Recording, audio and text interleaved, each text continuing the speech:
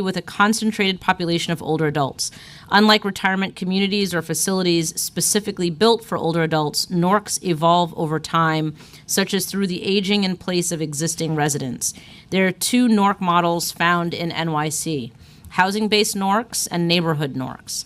Housing-based NORCs are in a single age-integrated apartment building, a housing complex with multiple buildings under common management, or an area where several apartment buildings are clustered together. A neighborhood-based NORC, or NNORC, typically refers to one- and two-family homes found in an age-integrated neighborhood. NORC supportive service programs administered by nonprofit providers are placed within a designated NORC to address the health and social service needs of older adult residents. Such services may include assessment and case management, healthcare and wellness, housekeeping, social services, and educational activities.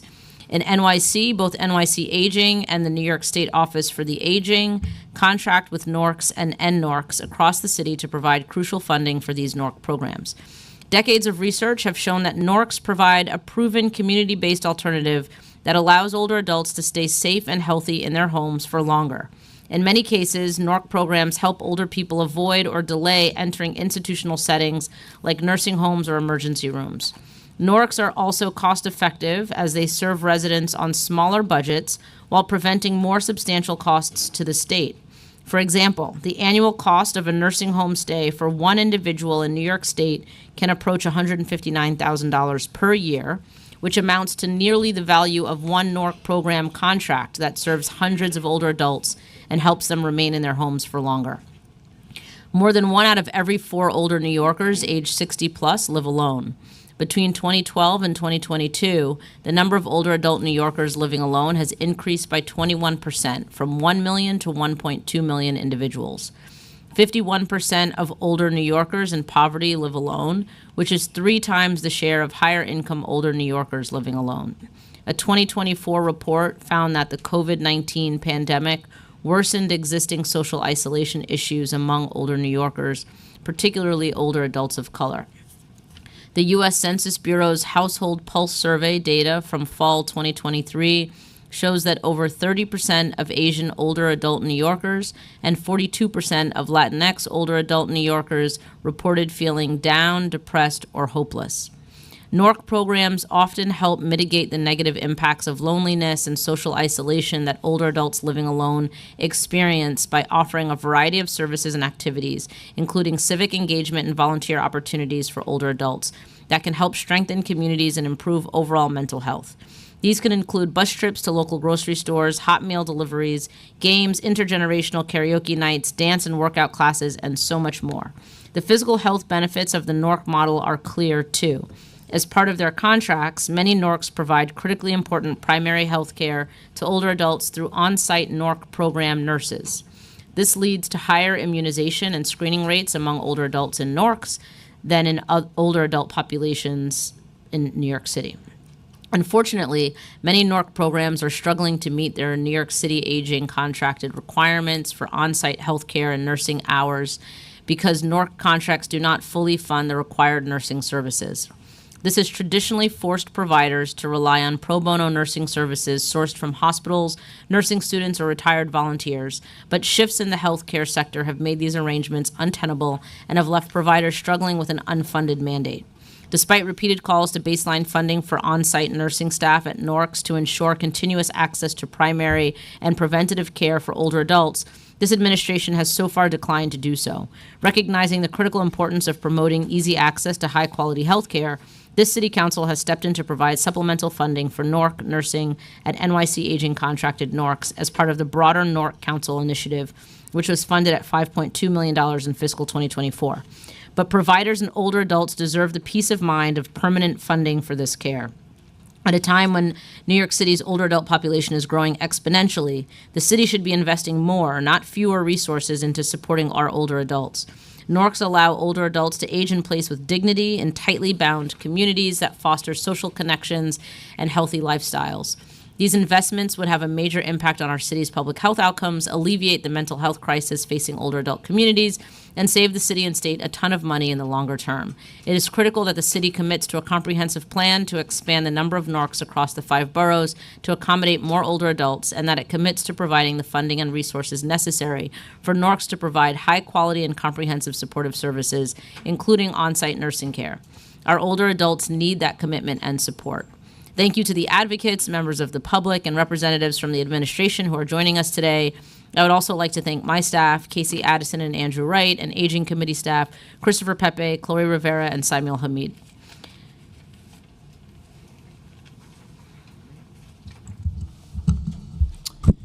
Thank you, Chair. Good morning, Commissioner, Executive Deputy Commissioner. If you could please raise your right hands for me. Now, in accordance with the rules of the Council, I will administer the affirmation to the witnesses from the mayoral administration. Do you affirm to tell the truth, the whole truth, and nothing but the truth in your testimony before this committee, and to respond honestly to council members' questions? Commissioner? Executive Deputy Commissioner? You may proceed.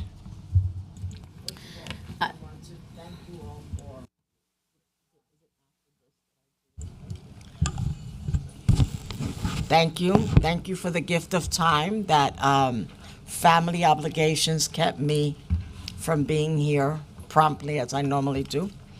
So good morning. Good morning. I am glad to be sitting down and settled. Chair Hudson and members of the Committee on Aging, as you know, I am Loren Corte Vasquez, Commissioner of the City Department for the Aging, and I am joined today by Ryan Murray, our Executive Deputy Commissioner and Chief Program Officer. I'm going to thank you for this opportunity to discuss NORCs, the naturally occurring retirement communities, and how New York City is working to protect, preserve, and support these important institutions. Again, I always thank you for your advocacy. New York City Aging funds 36 NORCs throughout New York, where we contract with providers to administer aging services to their residents. This is a separate form of affordability components of housing and older adult housing in New York City, as New York City does not construct, maintain, or place older adults in housing. Instead, our primary focus is on the social service provision to the residents of a NORC.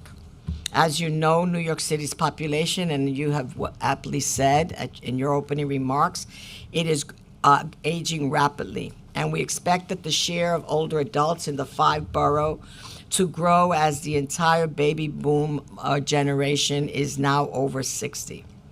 New York City is focused on ensuring that the social supports and aging services which allow older New Yorkers to stay in their community and age in place are available and accessible where they live. This work, in addition to the many other programs and services offered by New York City Aging, includes addressing ageism, which is still the last critical pervasive social injustice with a level of acceptability for discrimination in society. That is why I am pleased to discuss this topic with you today during June, which is Pride Month, and also just after Older American Month. Later this month, on June 15th, we will commemorate World Elder Abuse Awareness Day, which magnifies the achievements we have made in combating elder abuse. NORCs play a special role in supporting LGBTQIA+ older adults and combating elder abuse crimes by creating the communities where neighbors look out for one another and where older adults can find support services in the very buildings or blocks where they live. NORCs come in very different types and functions, and I look forward to discussing these with you today. A naturally occurring retirement community, NORCs, or as they are commonly known, is a multi-age housing development or a neighborhood which was not originally intended to house older adults, but now is home to a significant number of them. Throughout New York City Aging funded NORCs to provide a range of services such as case assistance, healthcare options, assistance with benefits and entitlements, recreation or other activities, on-site nursing services, and ways of connecting socially for the residents. NORCs help older adults remain in their communities and age in place by utilizing these NYC-funded services and programs to provide the necessary supports which they may need possible. To be considered a NORC, a building must have at least 350 senior residents, with at least 40% of those households including an older adult. Or the complex or the building has at least 1,500 older adult residents, regardless of the percentage of units they occupy. We know that in Lefrak City, Co-op City are examples of those.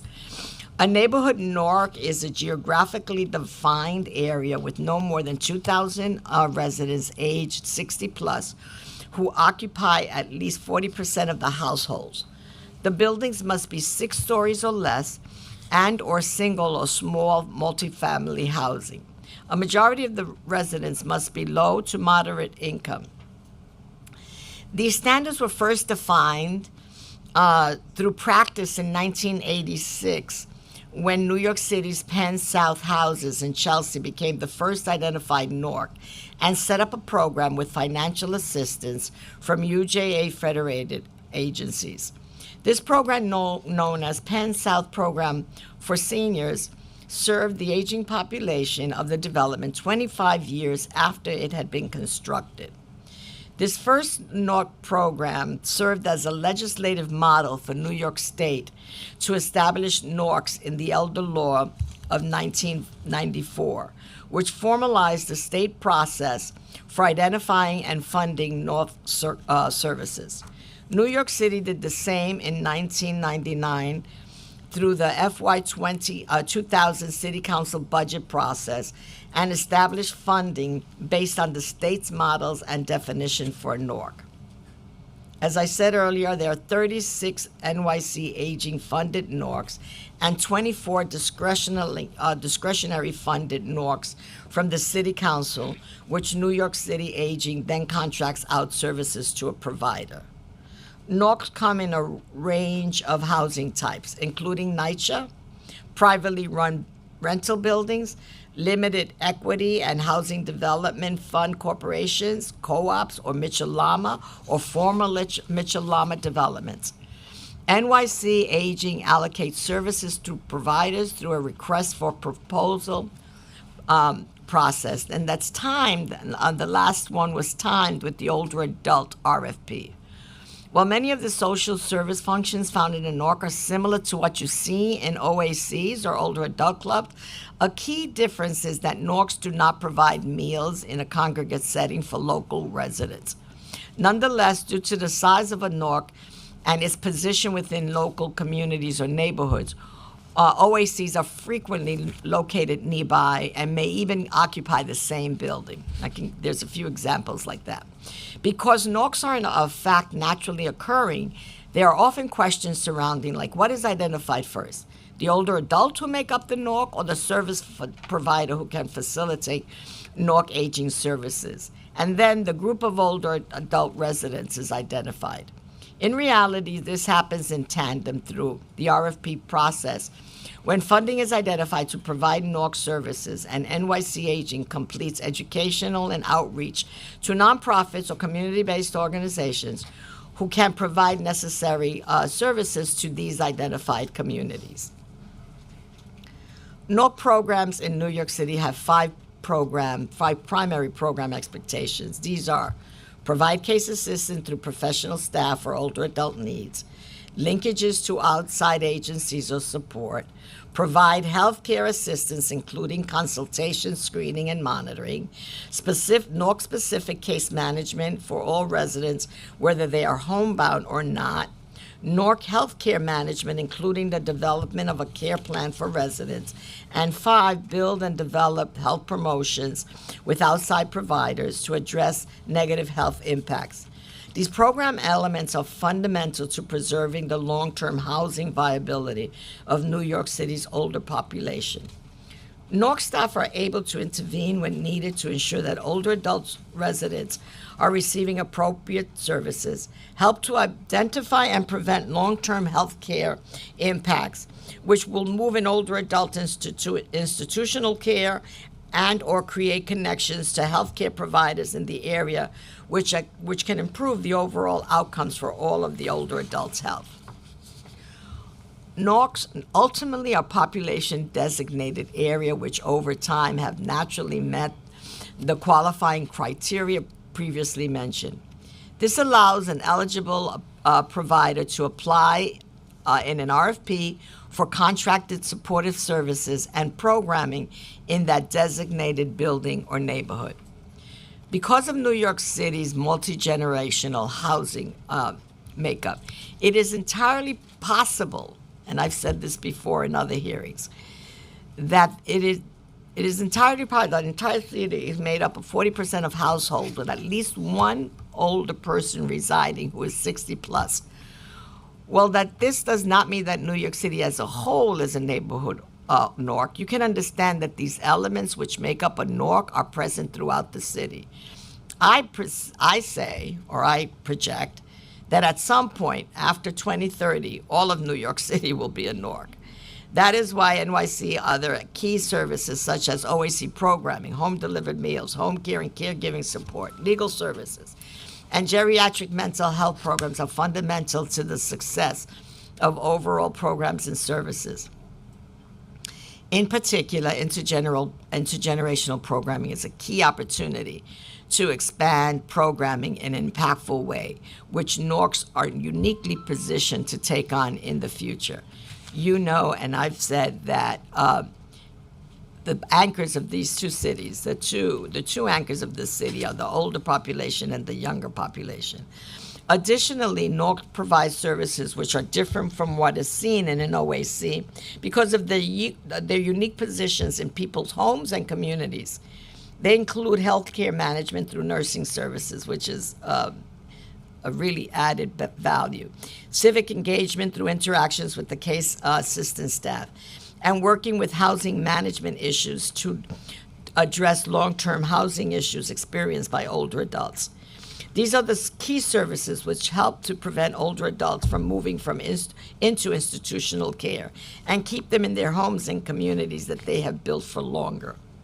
I'm going to give you a few examples of some interesting successes. At Educational Alliance Co-op Village, NORC, on the Lower East Side, older adults were concerned that they may lose a bus stop during the Manhattan 14 bus design.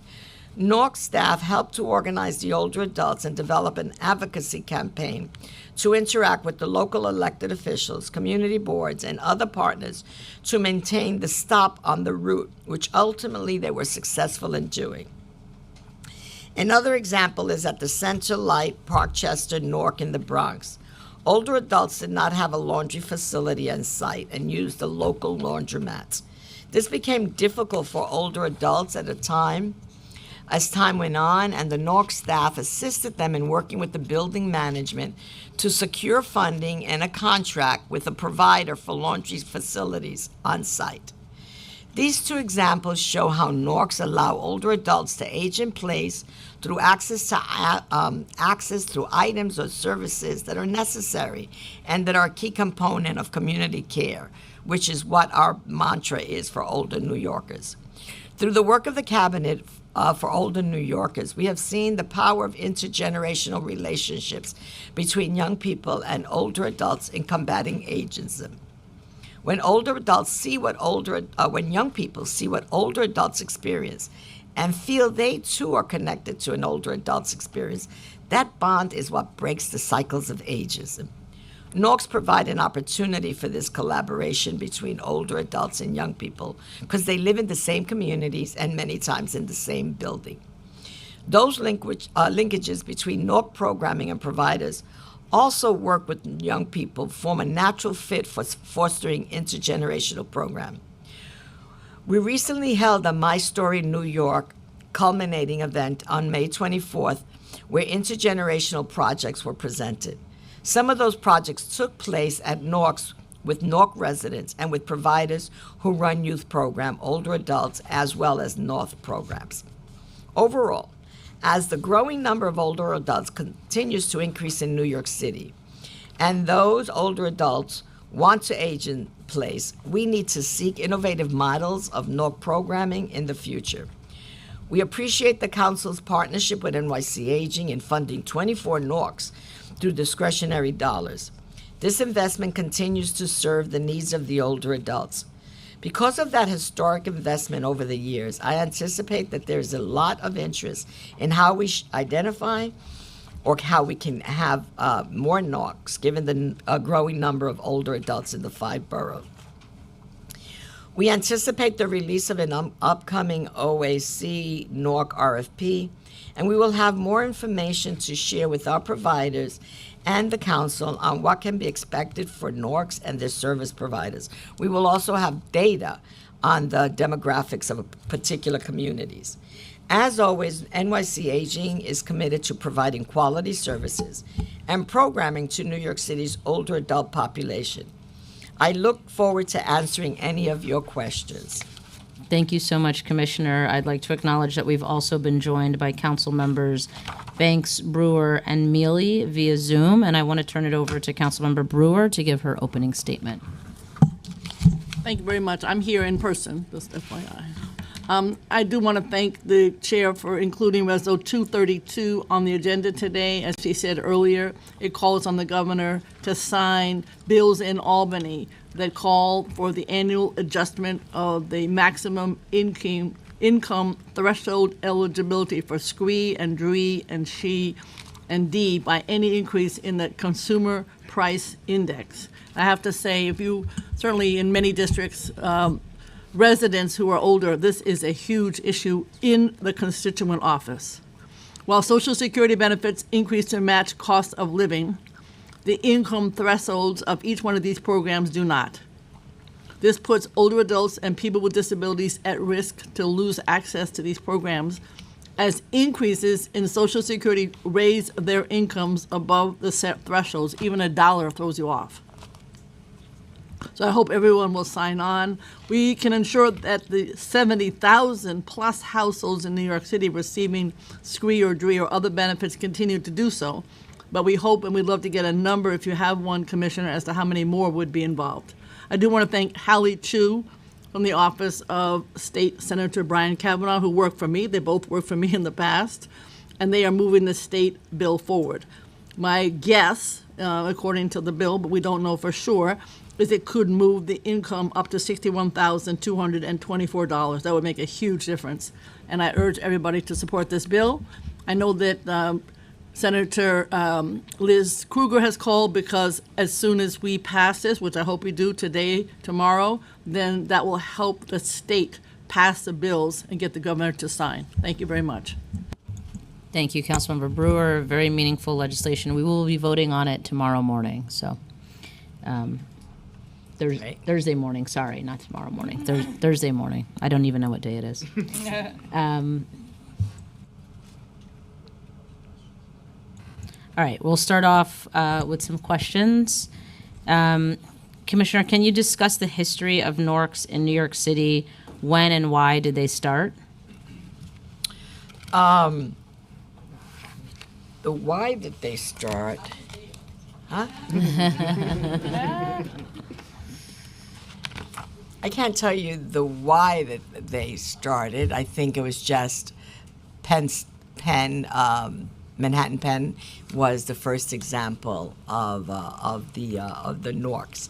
I can't give you that history. I mean, I just think it was exactly that. It was a naturally occurring situation. Manhattan Penn South started, and 25 years after it was built, it was designated as the first NORC, and I think that's from there came the evolution. All right. Thank you. Councilmember Brewer, did you have any color you wanted to add to that? I do. Good. There are two people, Anita Altman, who was working for UJA, and Freda Vladik, who was working for the United Hospital Fund. We call them the godmothers of this program. And it was pretty much hell at the beginning. Nobody believed that it could happen. Penn South is a great example, but it was the easiest one because Mr. Smith was head of the co-op there and really believed in both affordability and supporting the seniors. Other buildings did not. So these two women pushed it forward. When I say 500-600 meetings, I am not kidding. I think I was in most of them. And so it's probably the greatest program for seniors ever, and I want to thank all of us for continuing it, but they need more money. Thank you very much. Thank you, Councilmember Brewer. All right, Commissioner, I'm looking for some data. Okay. So the number of DFTA or NYC aging funded NORCs and their locations, and then you mentioned 36 NORCs that are funded by NYC Aging, 24 that are funded by us here in the City Council. Are any of those overlapping, or do any of those refer to 36 completely separate from the 24, right? Okay. Right. I'll tell you I can tell you where the 36 NORCs are by borough. Okay. Right? If you want that numbers. In the Bronx, we have 5 NORCs. In Brooklyn, there are 6. In Manhattan, there are 16. In Queens, we have 9, and there are none in Staten Island. That's probably will change in the very near future. The New York City Aging serves about 19,000, almost 20,000 older adults in FY23. Those are the clients that we know that are receiving services in the NORCs. All right. And can you just tell me how that's calculated? Is it by the number of older adults that are residents, or those who utilize the services in the program? It's the number of adults who utilize the services, who are considered clients. And that's a unique number. There's not duplicates.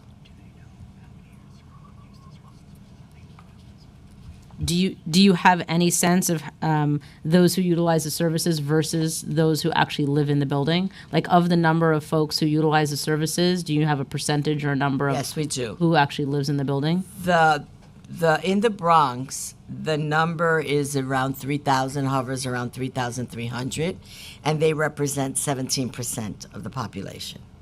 In Brooklyn, the number is 3,500, and they represent 19%. In Manhattan, it's about 8,000, a little tad over 8,000 clients, 8,300, and they represent 44% of the residents. In Queens, they represent 20%. What's the number, sorry, for Queens? 3,836. And in Staten Island... And sorry, the percentage of that 3,800? 20. 20%. Thank you. Okay. Okay. Can you explain the difference from Manhattan, where 44% of the residents, or 44% of your clients are residents, versus the Bronx, Brooklyn, and Queens, which all have around 20%, which is half? I think it's the same. People elect to participate or not, and they may elect to participate for one service versus another. I don't know that I would say Manhattan having the highest number, maybe that sort of proportion. They probably have the highest number of residents also. So I believe that would be an explanation for that. I don't know that we can say that there is any determining factor other than choice. Okay. How does the number you provided, so 19,000 in fiscal year 23, how does that compare to those served over the past 5 years? I can get you that number. Okay. And do you have the median age, gender, race or ethnicity, and languages spoken by older adults served by NORCs? Yes. I can give you that now.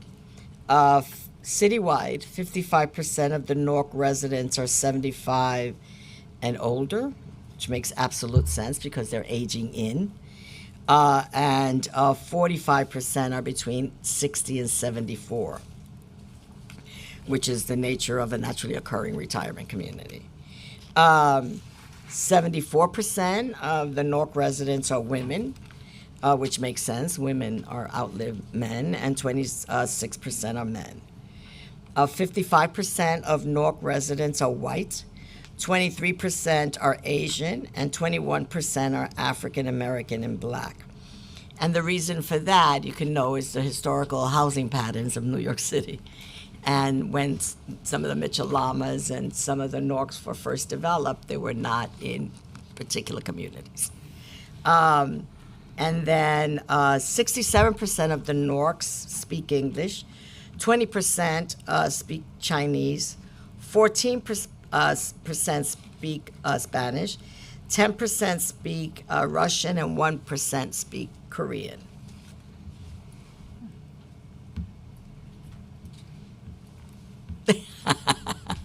Thank you. Sorry, I'm furiously writing my notes here.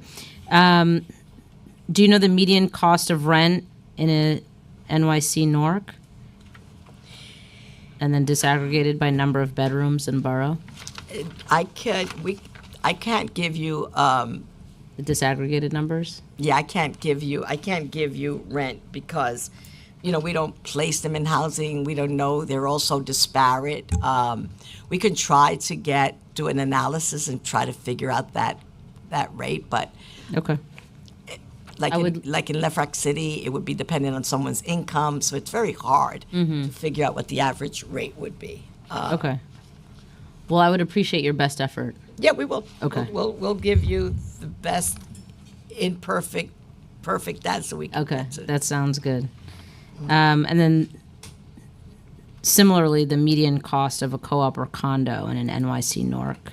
It goes be again. great. Yeah. It's the same thing. But if you could It's throw the that in there. development, we'll look at that, see what the average is currently, and give you some best guesstimate. Okay, if you could also share with us just the full number of the full list of the Norks that you fund, then that would be helpful. Yeah, I have that. Okay. Okay. Okay. Sure. Thank you. And I have the list of the Norks that you fund also. Right. We'll take both. All right. Thank you. With regard to programming at Norks, what measures are in place to ensure all eligible residents are aware of the services provided by their Nork? As with older adult clubs, it is much easier outreach and education is much easier. No one is prohibited from participating in their NORC services. But it's the strength of the provider in engaging with the community and the residents. It's that it determines participation, more or less. So you don't have any formal measures in place to ensure that the providers are doing specific outreach or anything like that? Other than them developing, each of our providers gets outreach and education money, and that's part of their plan. And then do you know if there are specific outreach efforts for non-English speaking and digitally disconnected older All adults? of our services as we will provide everything in the language of that particular community. Great. And or the changing community. If you are more than, what's the number, 20%, then we then make sure that that population is addressed. Okay, thank you. How do NORC administrators determine what type of programming to offer?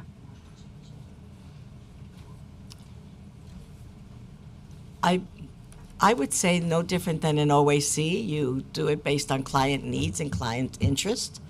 And you have this array of services, and you provide those that are most adaptable. What I will say is that most NORCs, just because of the nature of a NORC, have some health-related component. They'll either have a nursing, they'll have a partnership with a community health facility. That is integral to being a NORC, which is not, you do not find that in OACs. And then how are NORC residents engaged in the decision-making process? There are advisory councils in each one of the NORCs. So like the older adult clubs, there are advisory council who also participate in that process. Great. And do you ensure such programming is culturally appropriate and sensitive? Yes, we do. Okay. Are you able to describe any programming or services that are provided in languages other than English? Oh my God, there's so many. I can get you some examples of that. All right? Okay. But there's so many. I mean, Just give I me don't like even your know top what, 3 to 5. What would be culturally appropriate that is not now norm, right? Like Tai Chi or Zumba or, drumming, all of that is culturally Okay. appropriate to Those- somebody, but welcomed by all. Right, absolutely. Okay, well, I'll take those as your examples for now, and then we'll follow up with the full list. That would be helpful. And then, can older adults who do not reside in a particular NORC access its services and/or programming? No. For anybody who does not live in the NORC, we encourage them to participate in OACs, which are usually in the neighboring community. Okay. And what are the most in-demand services and programming at NORCs? I Broadway? Tickets to Broadway. Oh, tickets to Broadway. It's my mother's, my home care service needs. It's what I've been taking up my time with. Home care service? Yeah, no. Oh, you're That's just- my home. oh, That's gotcha. my mother's Oh, home gotcha, care gotcha. attendant. Let me get myself. You need to take a minute? No. I won't. We can pause for a second. Yeah, thank you. Yeah, no problem. You can answer. Good morning. Good morning. Committee. So the in-demand services, in the commissioner's testimony, we shared a range of services from case management, case assistance. So those are some of the top in-demand programming when we look at what folks are budgeted for and invoicing on. We also have, obviously, info and referrals for various services and education. There's a ton of work that happens. To your question about programming available that's tailored and culturally appropriate, a lot of that work is health education, the case management. Those are the top services, and we're happy to provide you with more numbers. Great, and if you can get that disaggregated by borough too, that would be helpful. Sure.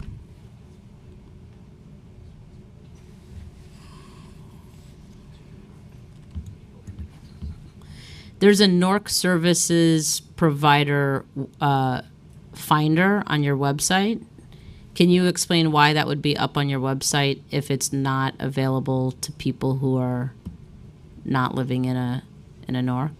Sure. So the services finder, I believe that you're looking at on our website is for all services available in New York City. What you would acknowledge is for the providers who are there, although we do require in our standards and in our follow-up that there's an annual plan to engage folks who live there, we also want to make sure that if there's anyone who is looking for those services, say a caregiver, a friend, someone who might be in the building who is somehow not aware of the services, that as they're looking for various options that they can find those services digitally as well as through the old-fashioned door-to-door engagement that happens.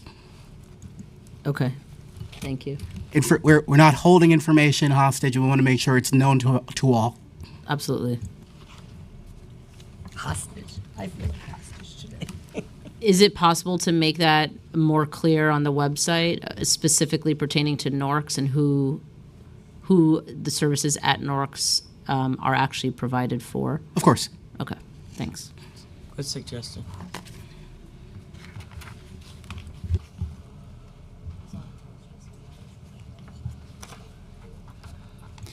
All right, how does the city intend to increase the number of NORC residents served over the next 5 years, 10 years, and 15 years? As we know, obviously, we've both stated in our testimonies the growing population.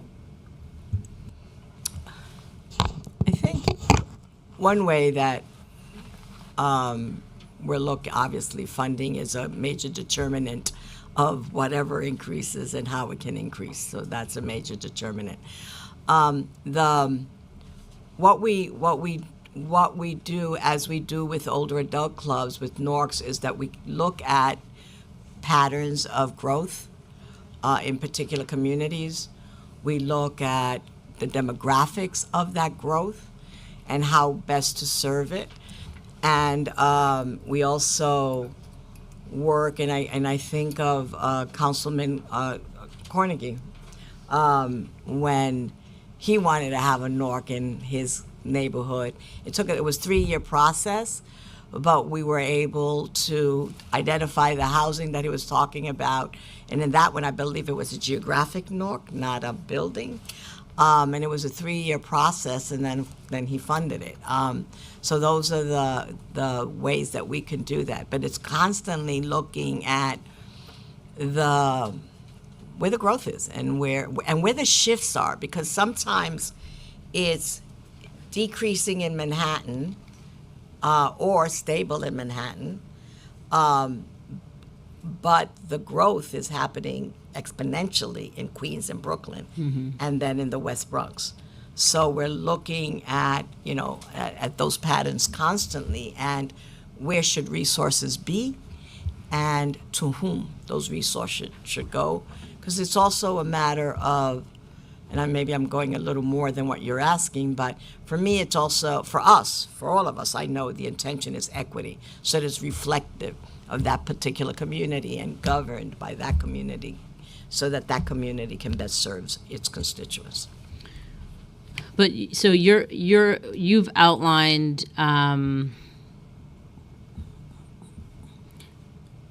essentially, I guess what's missing is like an actual plan. So you follow the data, you see the data, you watch the data, but there isn't a plan where money specifically is allocated or directly correlated with that data. So if we know in 10 or 15 years that population is going to increase in Queens or Staten Island, for example, so in 10 or 15 years, we need to make sure that the budget reflects the needs in that community. There's no plan that's in place that says NORCs, we have 36 NORCs currently. In 5 years, we'll have 40 NORCs.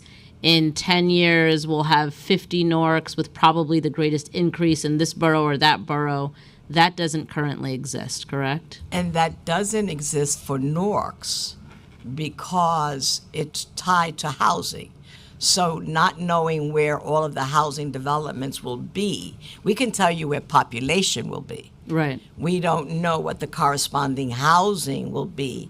But there are NORCs that are, but they're geographic NORCs. Right. Like with geographic NORCs, it's manageable in the sense of projecting, just as we do for OACs, right? So that is population and geographically determined. The component that is the distinction in NORCs is the housing development part of it. So it's harder to do. We do have a plan that we forecast where the growth will be. We don't, and that's the missing element in our planning process is, and it will take X millions of dollars to support X millions of OACs. We do that in the shorter term when we're doing with the OAC and the NORC RFP. Mm-hmm. When we release that, we say this is the amount of money that we have. This is the number that we could support, and these are the areas where we designate they should exist. And based on that, but that's a shorter term. You're talking about a longer term.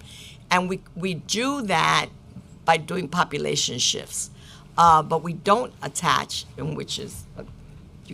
we attaching a dollar amount to that growth pattern as to what would be the services that correspond to that. Right, because we know, it's cheaper. The city would save money, and the state, if we would actually invest in NORCs or communities that we know will eventually become NORCs, rather than, Right. having folks that are institutionalized or not able to age in place and all of that. So it would be great to say, not only would this be the number of dollars we would or should allocate, but it'll also save us, know.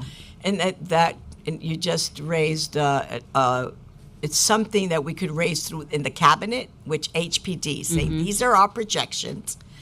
Look at us collaborating. Yeah. Yeah, what? I said, look at us collaborating on the spot. Yeah, no, but we always do that.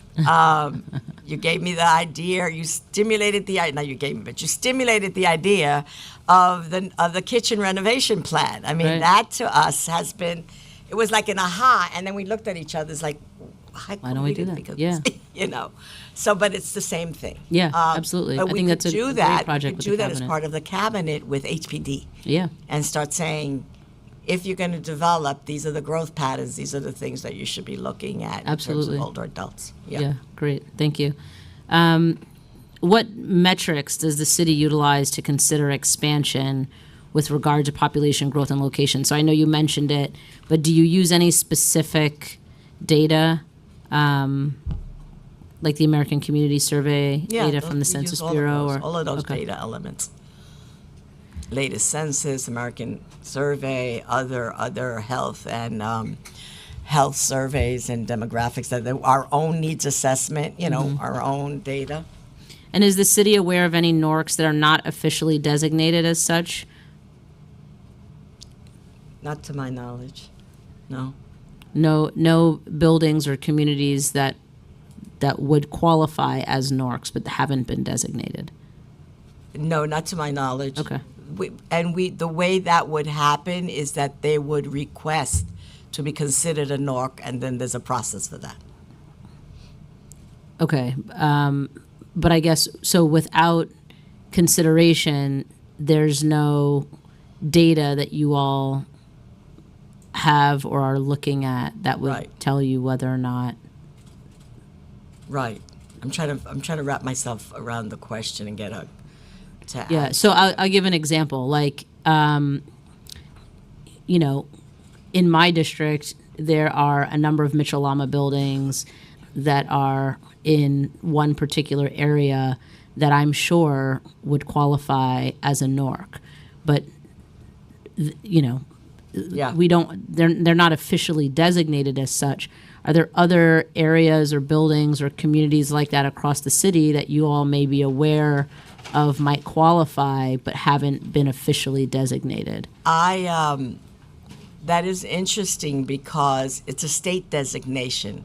So what we could do is circle back to the state to see if they have any in the queue that they are looking to designate as NORCs, but none to our knowledge at this point. Okay. And then can you describe the RFP process and any plans to expand NORCs this year and over the next 5 years? In the RFP process, it will be determined by the availability of funding.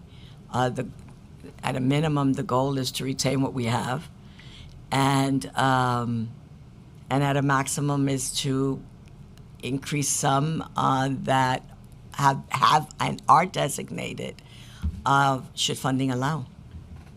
Okay, and when is the next NORC RFP planned for? The NORC the last one was 3 years ago, and it'll be done sometime in 2025.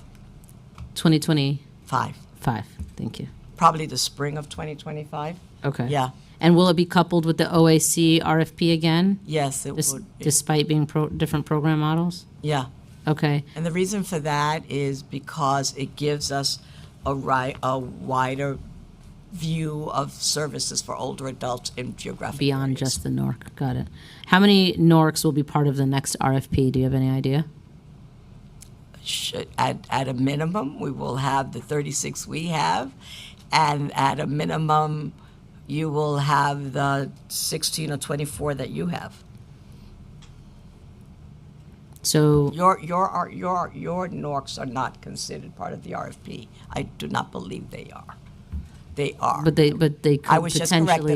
corrected. They are part of. They are part of the They are RFP. part of the Okay. process. Well, certainly we hope to have More. than Yeah. that total. Okay. How would an older New Yorker who's interested in moving into a NORC do so, and where would they find information about vacancies? It's like the housing question of the year of New York. NORCs, where NORCs are it's known. It's how do you get in to those complexes. Some of them are years, waiting lists, and it's an elaborate process. They vary so differently. Co-ops, NYCHA, Mitchell-Lama. So they have so many variables that determine that, income, availability. With a 1% housing vacancy rate, that's a challenge. So if someone were to call Aging Connect, would they help match them to a NORC? I guess this, to me, seems like another project for the cabinet, because there should be some sort of, especially for the programs, for the buildings or programs that are managed by HPD, as an example. If HPD knows the vacancies, they should somehow be communicating that to you all, so that you all might be able to help or aid somebody in being connected. I'm sure HPD does it, but they may not ask the question specifically about the NORC. They may Right. just say, how do I get into this building? So if someone calls Aging Connect about where is a NORC in Brooklyn, we can tell them that. What we cannot help them with Is getting in. is getting in. And what we can tell them is how to get in and what the process is. Which would be But- the general, either NYCHA or Right, Mitchell-Lama or whatever the NYCHA, if you're process. Section 8, they just open it. We can give the basic housing information, but there is absolutely no direct correlation between making the request of where's the NORC in my community and my moving into a NORC. Okay. I've got 2 or 3 more questions, and then I want to jump to some of my colleagues. Or actually, before I jump to my next question, is the city engaged in any efforts to preserve the affordability of units in established NORCs, both for existing tenants and vacant units? So not NYC Aging isn't, but No, Perhaps, we're okay. not. We're not, and I can't answer for HPT. I'll be able to inform them. and why doesn't the city fund neighborhood NORCs as the state does? Do you know why? The state funding for NORCs comes through us. I don't think the state designates and pays for fund For NORCs. neighborhood NORCs Yeah. specifically. Yeah. But why doesn't the city fund the neighborhood NORCs? The geographic ones you're talking about? Yes. Okay. So we fund geographic NORCs through this construct that we call older adult clubs. And so if you think about an area where more than 20% of the population are older adults, we have this other opportunity for older adults to participate. Okay. The state NORC statute was recently updated to allow for neighborhood NORCs to include residential buildings more than 6 stories tall. This change in the law, if adopted by NYC Aging, would allow for less dense areas of New York City to benefit from the NORC program. With this in mind, will NYC Aging consider expanding the NORC program to include neighborhood NORCs? We've never excluded neighborhood NORCs. We work directly with the state definition. We don't have a different definition for NORCs in New York City. We follow the state, which is modeled after the federal. And so there's no distinction there. Okay. One last question. In your testimony, in the very last bit, you mentioned the need to seek innovative models in NORC programming in the future, and I was just wondering what you meant by that specifically, and if you could provide examples of what innovative models in NORC program might include. Well, expanding, if the goal is community care and to avoid institutionalization until the individual desires otherwise.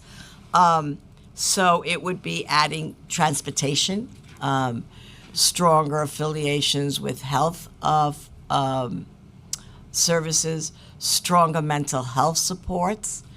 And I have a team that's going to have 8 eyes just burning at me when I say this. Also to consider some kind of supplemental meal service there.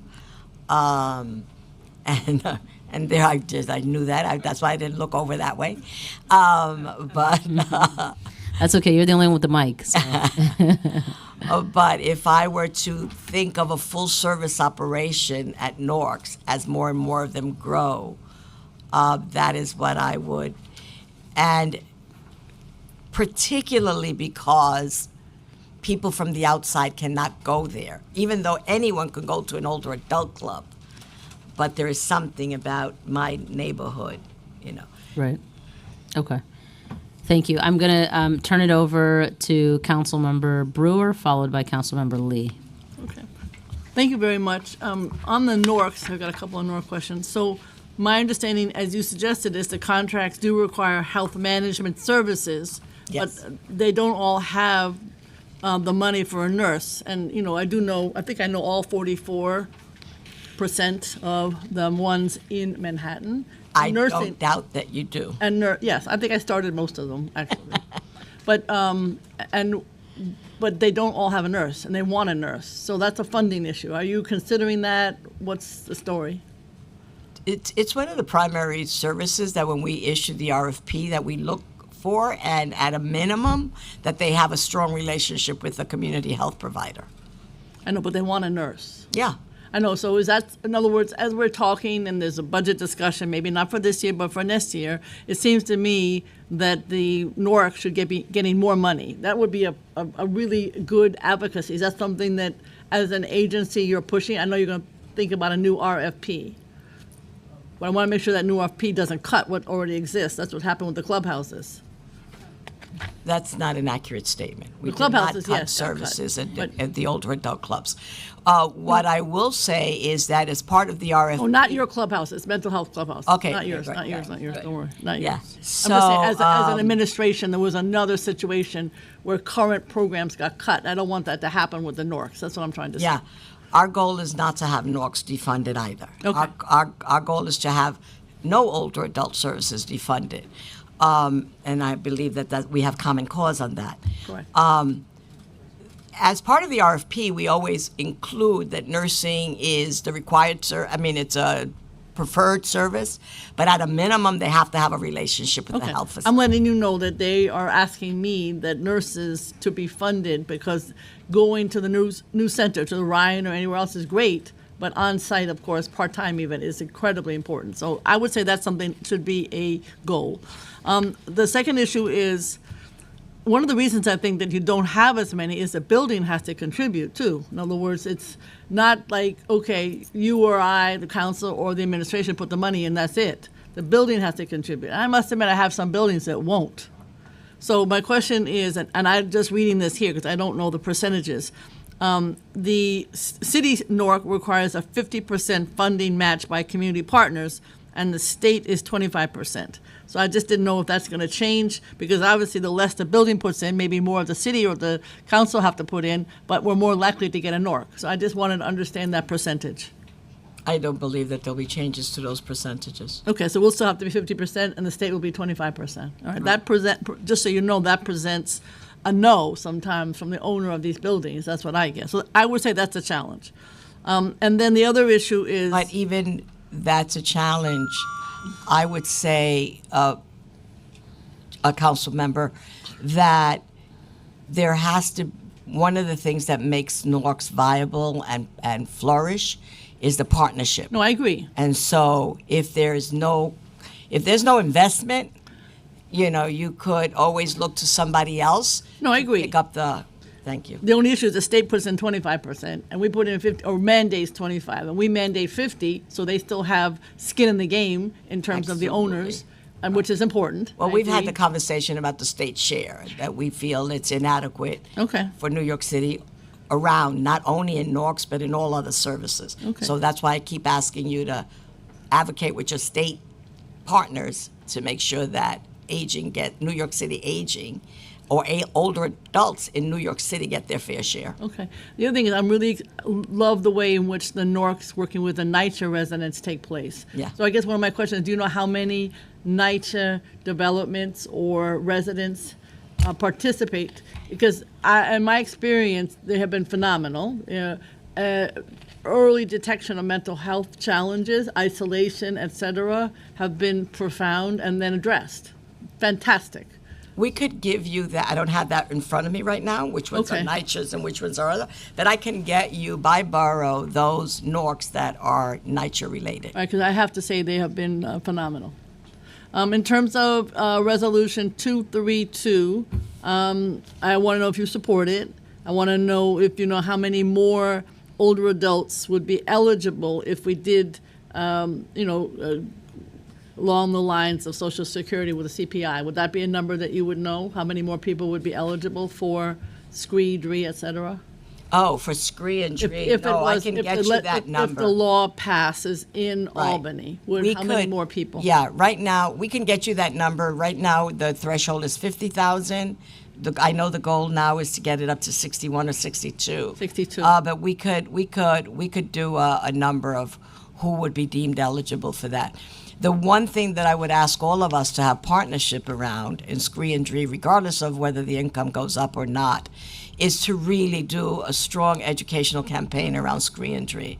The faster and the earlier that someone enrolls in SCRIE or DRIE, the more financially impactful it is to that older adult. So like if you've been living somewhere and you are eligible for SCRIE and you've not applied for it, that's years that you have lost economic support. Right. I totally agree. How much funding, if anything, does the city put toward telling people about this program? I can get you that. I don't know exactly what we do. Probably not very much, would be my guess. I don't know that I would even say that because I don't know the number. Okay, but I'm saying if you don't know the number, my guess is it's not very much because you would know it if it was substantial. The one other question I have is, if you had your druthers about this program in terms of the NORCs, I'm going back to the NORCs now, what would be, how would you determine what buildings, how would you do the outreach? Because no question, anybody who's in a NORC is ecstatic. They just love it. They love going to the museums together. They love going to the knitting classes together. They love doing the reading programs together. But it doesn't seem to have much traction in terms of new ones. And when the RFP goes out, maybe it will. Lincoln Towers does it. That's an example of not being in the program per se because they're all higher income, but they love it. So, I mean, the issue would be for me, not only does it have to be within the program, but I'd like to see a lot more effort towards building NORCs. What do you say about that? I would say that those developments and those communities that find themselves in a situation where they meet the requirements to become a NORC, there is a process by which you get designated. And as we did with your former colleague, the one that I know, the experience that I have, with Carnegie was to start that process with that particular area. Okay. One other question is, just like everywhere else, they're having trouble staffing them because of the cost of the program and the large, delta between a social worker at a NORC and perhaps a social worker at a hospital. Absolutely. So again, is there any advocacy for more money for NORCs? They need more money. Obviously, partnership is important. But while we're trying to expand, is there anything going on to try to increase the amount of money allocated to NORCs? Even if you do new RFP, you still have to increase the funding for those that exist, in my opinion. So the partial answer to that is the good news that the city just did by giving all the nonprofits COLA as well as retroactive 333. pay.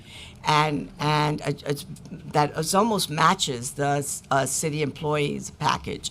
And so that is an attempt to retain staff and possibly recruit additional staff. But there's a labor shortage in aging services precisely because of what you said, Councilmember Brewer. It is when we compete with the school social worker or hospital social worker pay, it is very, very challenging. We are working currently with the schools of social work to encourage people to go into aging services. Okay. I mean, I think it's an ongoing problem, and I want to just highlight the nurses because every single NORC has contacted me about the fact that they either can't pay them because of the allocation or they can't find them. So we've got to focus on that and not say, they can go to the Ryan House Center or whatever. I really hope that you will focus on that. Thank you. Thank you so much, Councilmember Brewer. Councilmember Lee? Sure. Hi, Commissioner. Hi. Good to be with you. So I'll start where sort of Councilmember Brewer left off around the outreach piece, because that was a question I had as well, because I'm in Eastern Queens, right by Nassau. We're transit desert. I have probably the most number of co-ops and condos in my district than any other district in the city. But our co-ops and condos are not necessarily high-rise buildings in one single unit, but it's literally sprawled out 2-story, 3-story units. They're more garden apartments. And some of these co-ops are spread over a certain radius of miles and have about 3,000 units just under one co-op board. So these are very large complexes. And I also have, between my district, 23, as well as Councilmember Palladino in 19, Natasha Williams also in 27. We have a lot of, I would say in Eastern Queens in general, there's a large older adult population that's growing. Yes.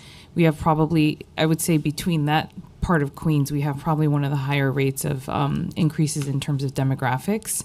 So how would that work? You know, because I know you said the RFP is coming out next year. So would it be us recommending units or buildings or complexes to you all, or you have that data already because they're situated already, they're living? I think it's a combination, okay. Council member. I think it's to the fact that we identify an area, it's to the fact that we will go to the state to advocate, you know, for designation, so that they could be ready, at the ready when the RFP comes out, so that they would be able to apply. Yeah. But it's a process, you know.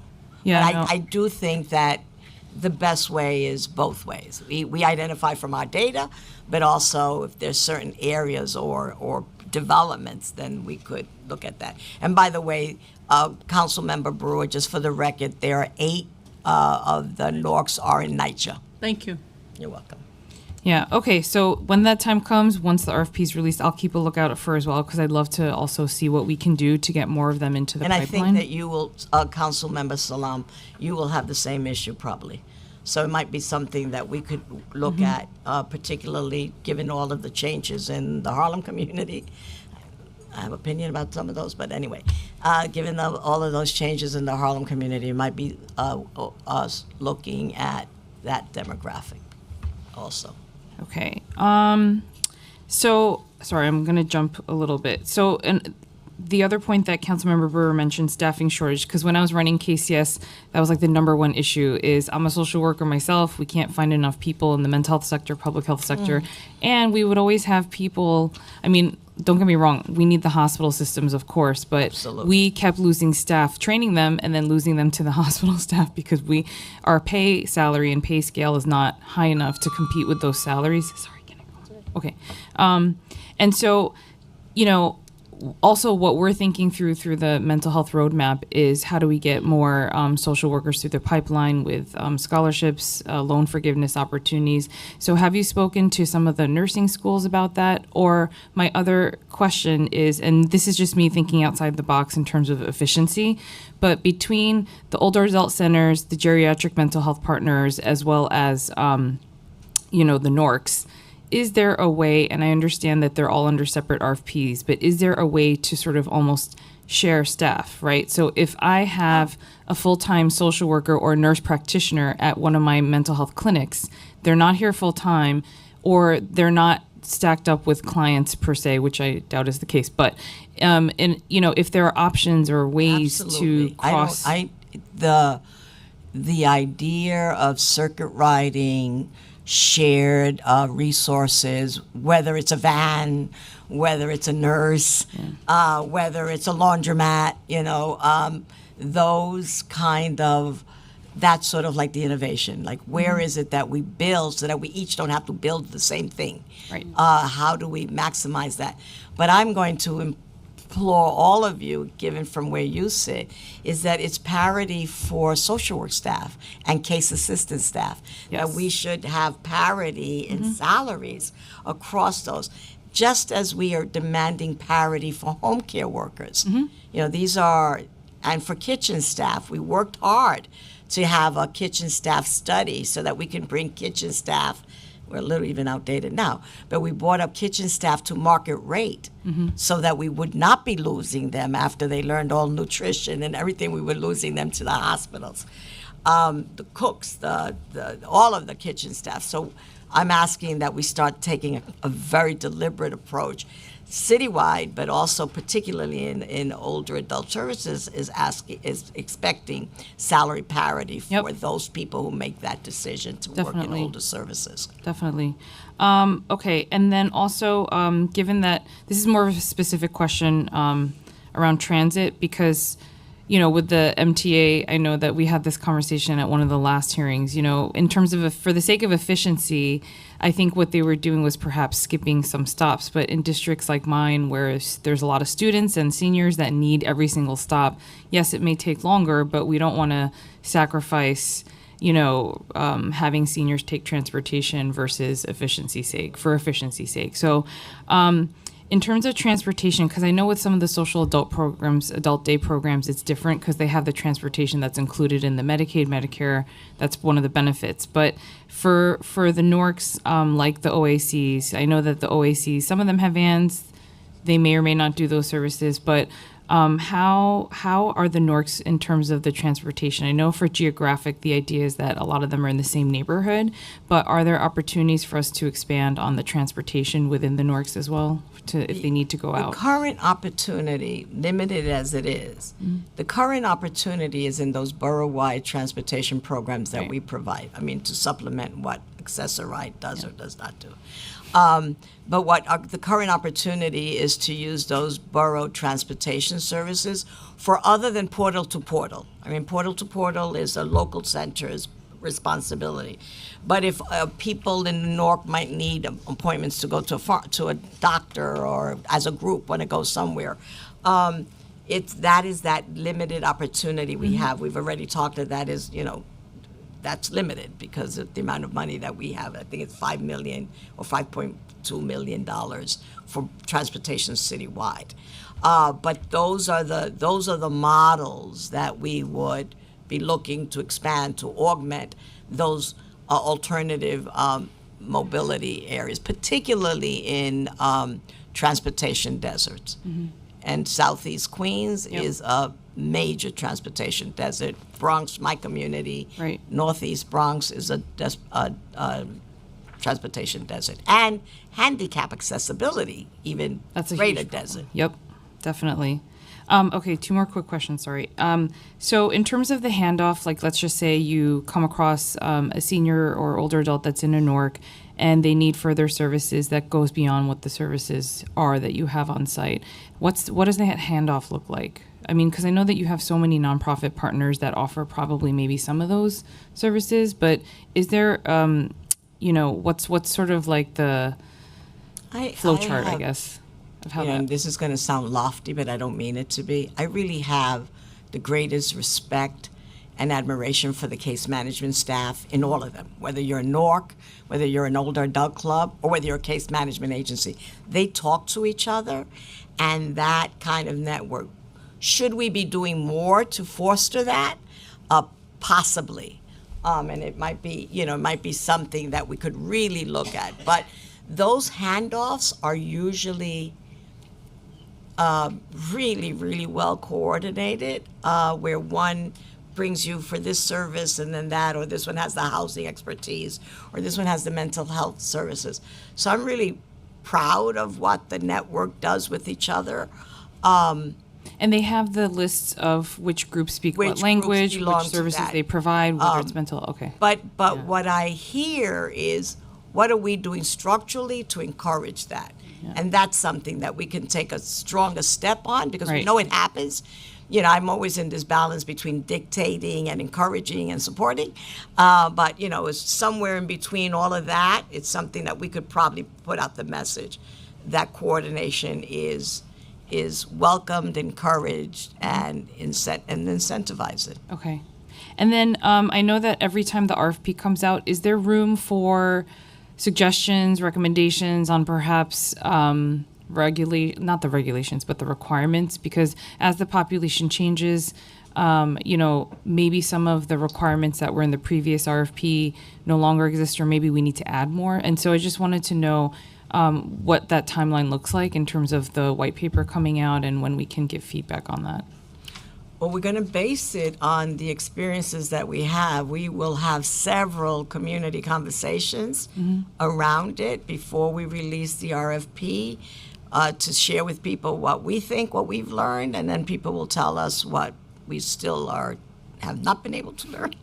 And from there, but the construct will not be different. You know what I'm saying? Like Yeah. basic operation will not be different. So there's probably not a need for a concept paper because we're not moving into a new area. We're probably defining within the margins Okay. of what the population is. So we will do a lot of community conversations to get as much information Okay. as we possibly can. Great. Thank you. Yeah. And we're giving ourselves enough time, even if we have to extend contracts, to give ourselves enough time so that we can build. And we also need the time to make sure that what the funding resources are and how many we can release, contract with, whatever. Thank you, member. Thank you, council member. You want to say something, Ryan? Sure. The additional thing I would add is that part of the NORC program that is special, and I think where we structure a lot of the collaboration is they have not just the usual advisory boards, but partner boards as well, where they're always looking at what service shifts need to be. So as the commissioner said, absolutely, the case manager, case assistant staff, director, social workers where they exist, the visiting nurse service where that's a shared partnership, all of them are working with the housing provider, with everyone on site, to think about what new linkages might be required in a particular community. So while our standards dictate, as the commissioner would say, how often one meets to encourage that collaboration, what happens often is folks are required and doing the work on the ground, as the original NORCs did, by the way, because it was organizing in labor and folks saying there are different services needed here, going out and thinking about what additional services are needed for that particular NORC. Some of those investments, as the commissioner mentioned, are the formal match, others are in kind, and that is part of the expectation. Good. Yeah. Thank you for that. Okay. So I just wanted to clarify, you do or do not fund neighborhood NORCs?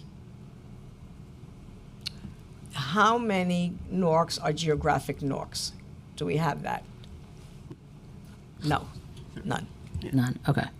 Huh? They're all classic. Okay. Yeah. No, That's it? No? Okay. no. Okay.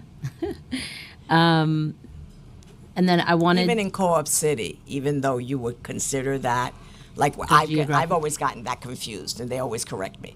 I've always think of Co-op City As a- obviously, as a neighborhood NORC. NORC, right. Right, but we have buildings in Co-op cities that Right. are NORCs. Right. So. Okay, that's so an why important it's distinction. And then just to recap, the state has exclusive designation authority for NORCs. yes. And then what is the state's criteria for designation? And does it match the criteria for the RFP that you put out? It would have to. The RFP would have to match the state designation. The state designation. Right. So the state designation is 50% of the housing units have an older adult, 60, and the complex or building has at least 2,500 older adults. That's the New York Classic NORC definition, right? New York State. And then they have, if it were a geographically defined area, it has to have 20,000 residents, 60 plus, and or occupy at least of those which occupy 40% of the households. And I can see that happening in smaller rural areas where they have those kind of designations. And the building must be 6-story, but you know that has just changed. And the majority of the income must be moderate to low income defined by HUD guidelines. Okay, I think there's some confusion with past RFPs and what's been required with reference specifically to the state designation of NORC. So moving forward, will the RFPs match the state designation or the RFP If requirement? there was some confusion, I'll look into that, but that is not my understanding. So if you believe there is some, point that out to us so that we can see where that happened. But we would follow the state requirement because we don't have a city Newark designation. Definition, right. Okay. Okay, that's helpful. And then can you work with the Department of City Planning on anticipating needs for Newark? This is just going back to the conversation we The had planning earlier about. conversation, Yeah. Okay. That's a source of data for us always. Okay.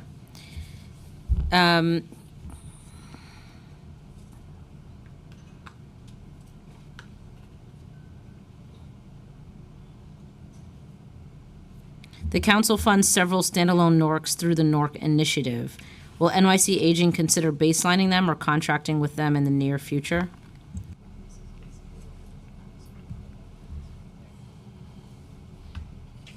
That would be looking at funding availability and see if they can be baselined in the future. I mean, we welcome the partnership. So do we. Good answer. Fast answer. Has NYC Aging assessed the true cost of expansion and what this would take? I'm going to guess no based on our previous conversation, but No, we look at what the cost of expansion for the NORC program? we look at where we would like to be, but we do not do what you said, a plan based on funding availability following the pattern of the growth. Okay. Okay? But we know we do a designation of this is an older adult club in this community. It is overutilized. What would expansion look like there? Same thing with a NORC. In the executive plan, NYC Aging's fiscal 2024 budget includes $12.3 million for NORCs, which decreases in fiscal 2025 budget to $7.2 million. In both fiscals 2024 and 2025, $7 million in funding is from federal COVID-19 funding sources. For fiscal 2026 and in the out years, the funding for NORCs drops considerably with approximately $155,000 budgeted for each fiscal year. How much did NYC Aging actually spend on NORCs in fiscal 2023, and how much has been spent to date in fiscal 24? I can give you the 2023 number in a minute.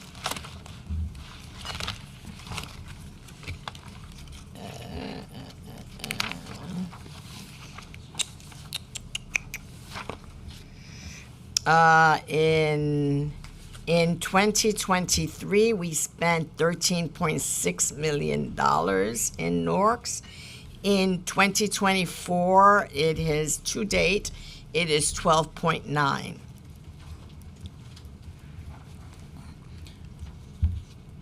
Okay, so I just want to point out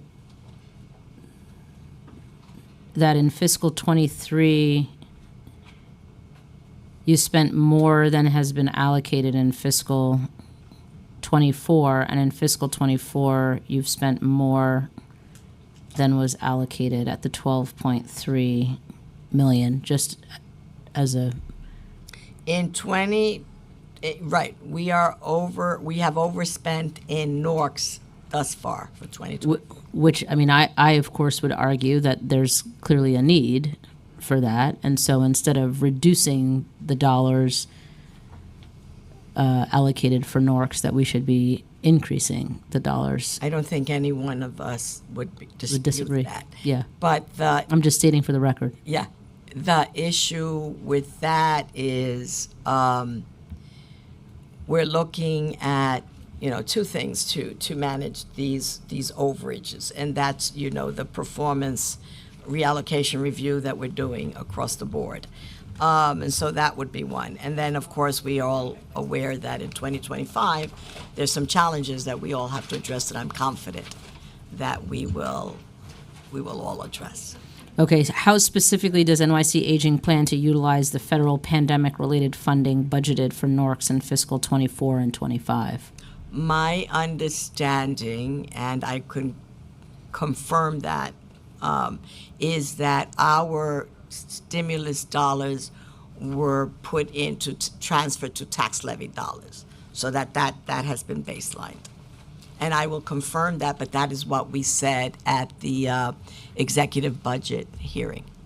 I And you'll correct Do me believe so. if I'm overstating it or understating most it. certainly I will. Frankly, I was looking at the council. No, but I'm pretty sure. Yes, Yeah, the council I will think- also correct you. Well, But he I will tell think me to correct you. We but- said that the money was transferred to city Yes, tax I levy. do recall. Is there a plan to replace this funding starting in fiscal '26, and from which funding sources? And if not, do you know the impact on the NORCs?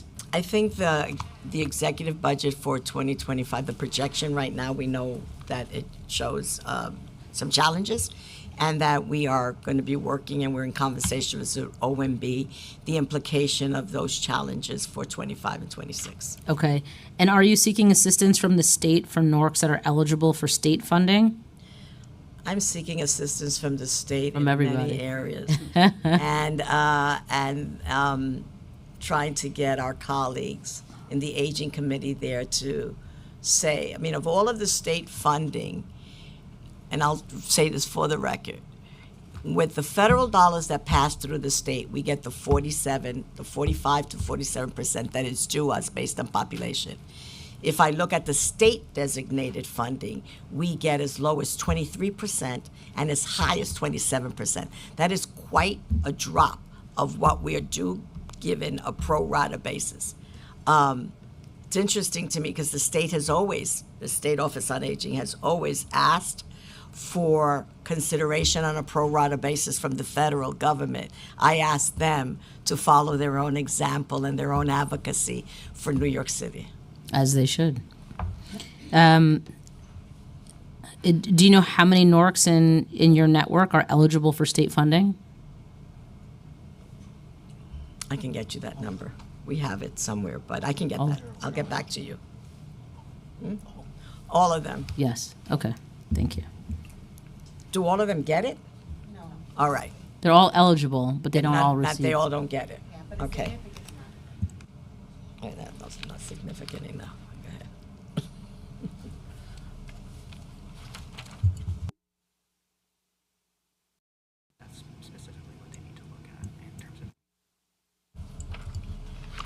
That's not what this. Okay. State contracts require 25% matching. Yes. The state matches 25. The state matches 25%, but you're saying the state does in- not fund all of them does not do that. at all, in all situations. Is that accurate? All right. I'll get back to you on that because we have some clarity that I need to get from. Okay, maybe we the can circle experts. back Yeah. before we wrap today. We just Okay, want great. we just want to get clarity around the So, state stuff. Audrey, What they should be doing versus what they are doing. absolutely. That's the point. But in the meantime, according to the United Neighborhood Houses March 2024 report titled "NORCs: An Antidote to Social Isolation," NORC programs are facing challenges with hiring and retaining qualified bilingual and trilingual staff, as salaries cannot compete with those of hospitals. There's also a need for more mental health counselors, while case managers and social workers are asking for higher pay. What, if anything, is the city doing to address these growing professional staffing needs at NORCs? I think it's a staffing question all the way around. And I believe that one of the opportunities that the city has enabled is the salary increases and the COLA that we've just given nonprofits. And I think that's a step in the right direction to try to mitigate this staffing crisis that we have in older adult services. Okay, and how does the NORC nursing component work? What are the requirements for healthcare in NORCs, and how are those positions filled? How are they funded, specifically for nursing?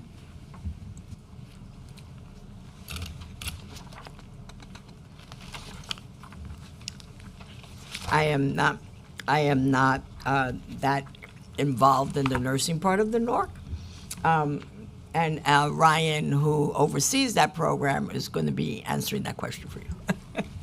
I think we got to part of the answer earlier when we talked about ensuring that where there are, so your first part of the question, where there are opportunities to leverage existing staff, that we do that.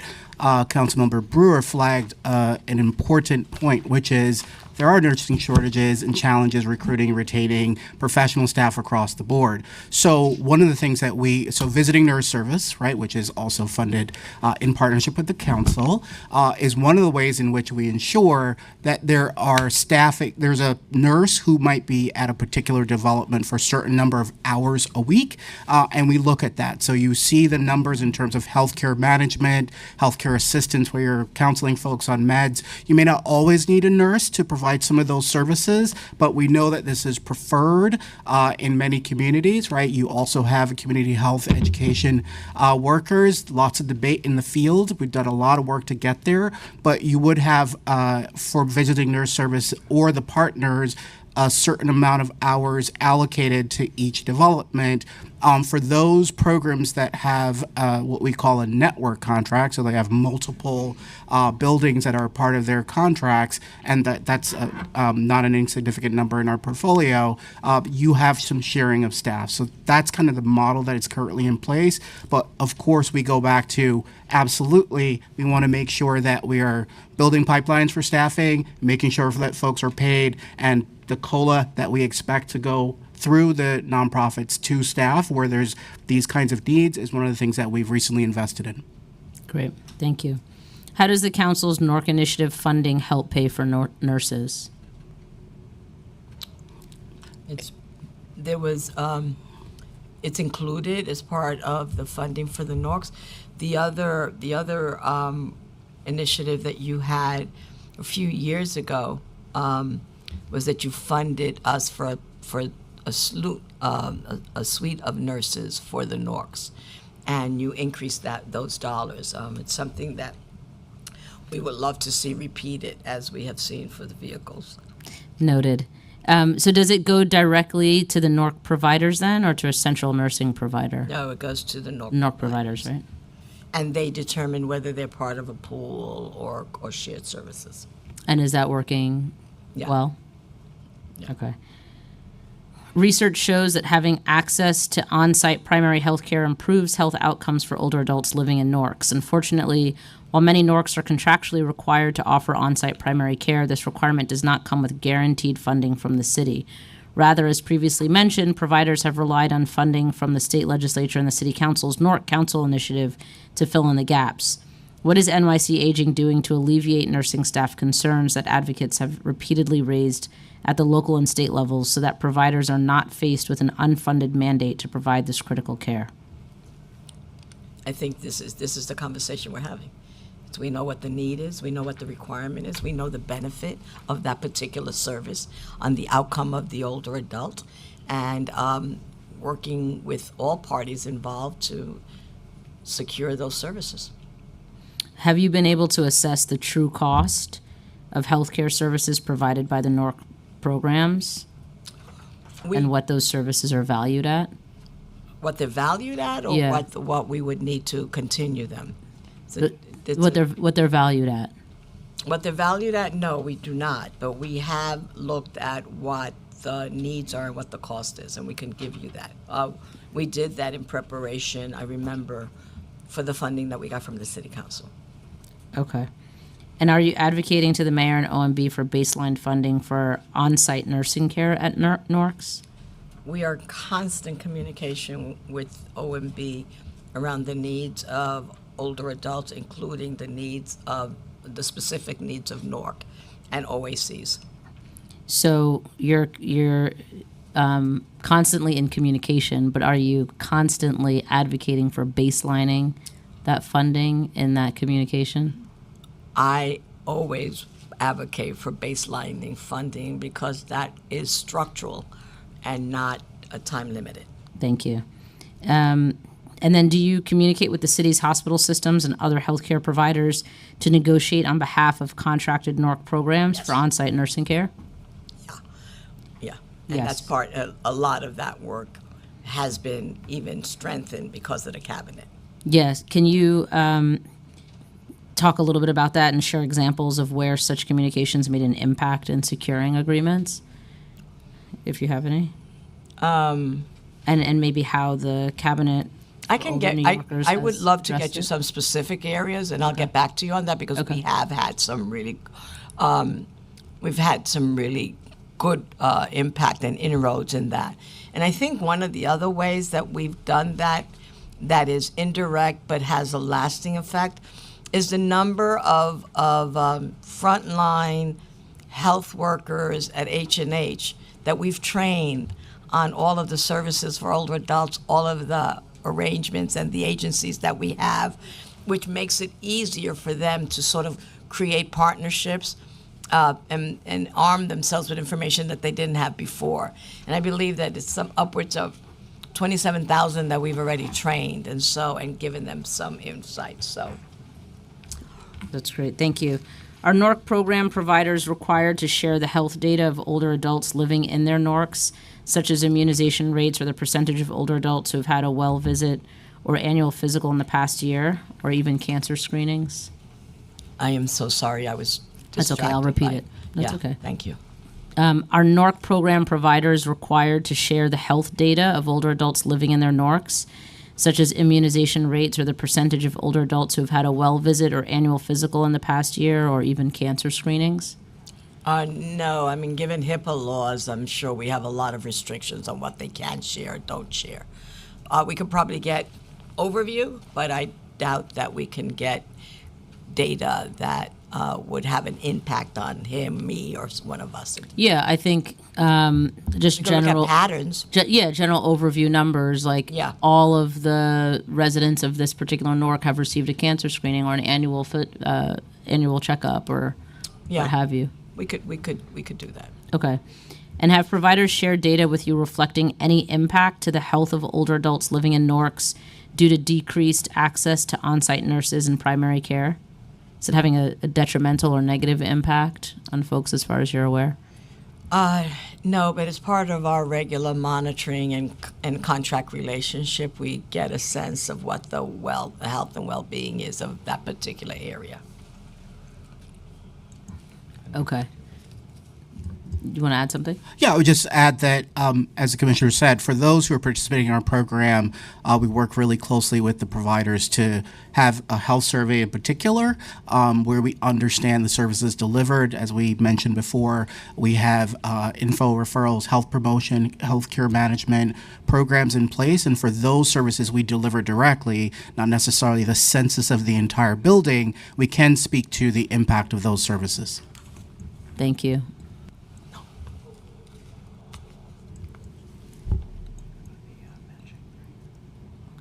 Do you have the state numbers by chance? Yeah, so what I would say about the state, so when we spoke earlier about the match, what's required in the funding process from the state is a 25% match by the building. For us, we have a 50% match, and I heard the advocacy to look at those numbers a little differently in the future, but in spirit of partnership and putting some skin in the game, the building, we are talking about a 50% match. So that match is distinct from the other piece, which is when you're looking at fair share of money coming to the city. But the match is really speaking about to the NORCs what's required via that RFP, and that's a different criteria than when we say we need additional dollars from the state. Copy. But that 25% is being matched. At the state level, they would have to speak to that. I would assume it is as part of our 50% match. We monitor that. Again, some of that is sometimes in-kind services, space, and others. That match is met by our providers. The state would have to speak to their number. Okay, thank you. That concludes our questions. Thank you so much to the both of you and your teams. Thank you for accommodating my family situation today. Not a problem at all. I'll now open the hearing for public testimony. I remind members of the public that this is a government proceeding and that decorum shall be observed at all times. As such, members of the public shall remain silent at all times. The witness table is reserved for people who wish to testify. No video recording or photography is allowed from the witness table. Further, members of the public may not present audio or video recordings as testimony, but may submit transcripts of such recordings to the Sergeant-at-Arms for inclusion in the hearing record. If you wish to speak at today's hearing, please fill out an appearance card with the Sergeant-at-Arms and wait to be recognized. When recognized, you'll have 2 minutes to speak on today's hearing topic of protecting, preserving, and supporting naturally occurring retirement communities in New York City, or on the resolution being considered today, resolution number 232. If you have a written statement or additional written testimony you wish to submit for the record, please provide a copy of that testimony to the Sergeant-at-Arms. You may also email written testimony to testimony@council.nyc.gov within 72 hours of this hearing. Audio and video recordings will not be accepted. And I'd like to call the first panel, which is Zainer Lee and Theodora Ziongas.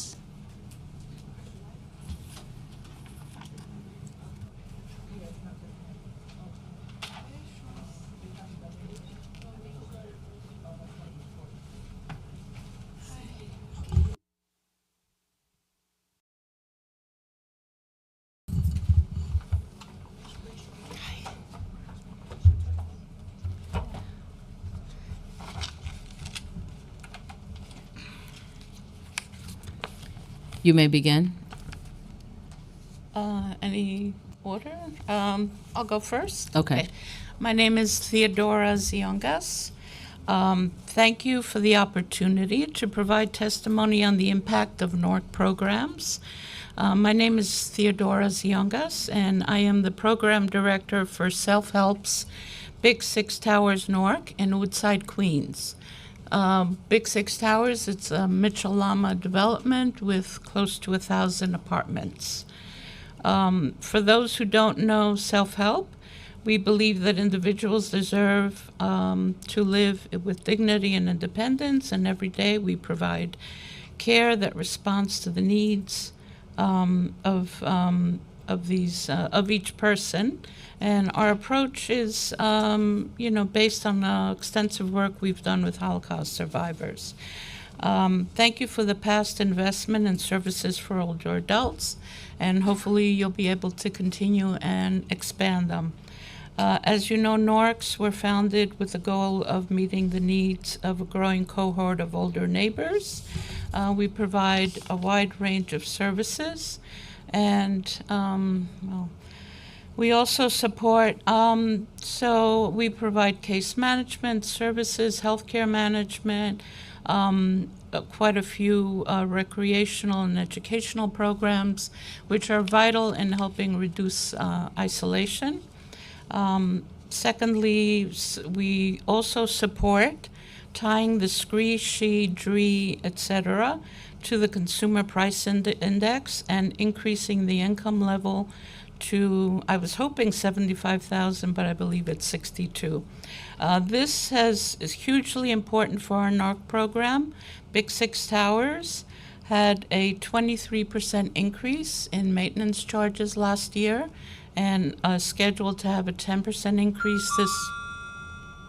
You can continue. Okay, 10% increase beginning in July. This has had a huge impact on our NORC.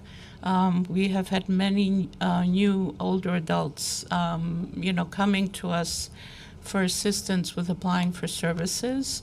As you can imagine, such a huge increase on people with fixed incomes is prohibitive.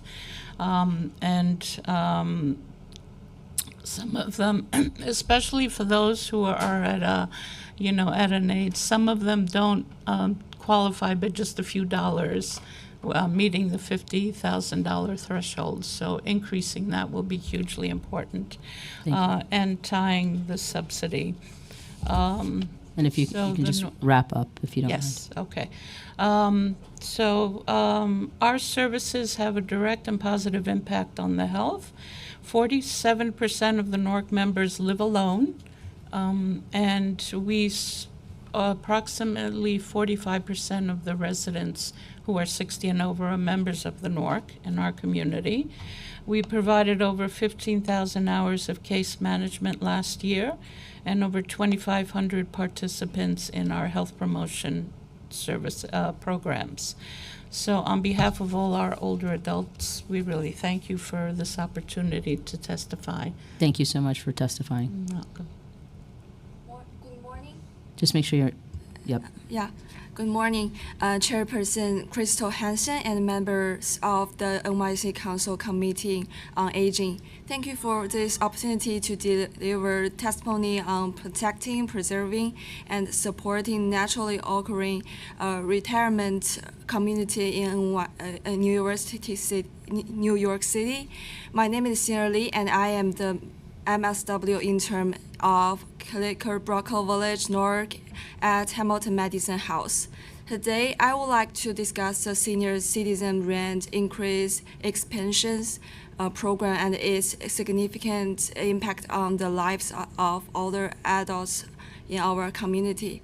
The SCRIE program has been a lifeline of many seniors in our community, allowing them to remain in their homes despite rising living costs. As we all know, housing is one of the most critical aspects of financial subsidy, especially for older adults who often live on fixed incomes. The SCRIE subsidy ensures that seniors are not forced out of their home due to rent increase, providing them with the security and peace of mind they deserved. For instance, I have personally witnessed the positive effect of SCRIE on many of our clients. One particularly impactful case involved a 77-year-old client who have been on disability since she was 33 years old. She was born and raised in Klickerbrook Village, has never married, has no children, and recently lost her only relative. With her limited income, she struggled to afford her rent. Thanks to the SCRIE program, she has been able to remain a stable living situation, continue to offer the basic necessity, and avoid the stress and uncertainty of potential displacement. This program has provided her with the security and peace of mind she desperately needed, allowing her to remain in the home she has known for her entire life. However, with recent economic changes, many of our older adults are finding it's increasingly difficult to meet the current financial eligibility requirements for SCRIE. As a result, many risk lost their SCRIE subsidy due to slight increase of their income, which could lead to a significant financial burden. This is why I am advocating for annual increase in the financial eligibility threshold. By doing so, we can ensure that more seniors can access and maintain this crucial support, securing their shelter and overall well-being. The SCRIE program not only helps individuals but also strengthens our communities by ensuring that our older adults can age in place with dignity. I urge this consideration of adjusting the financial eligibility criteria to reflect the current economic relatives and continue supporting our seniors effectively. Thank you for your attention to the matters and for your ongoing commitment for supporting our communities. Thank you so much for your testimony. I'd like to next call up Elizabeth Berger and John Scott.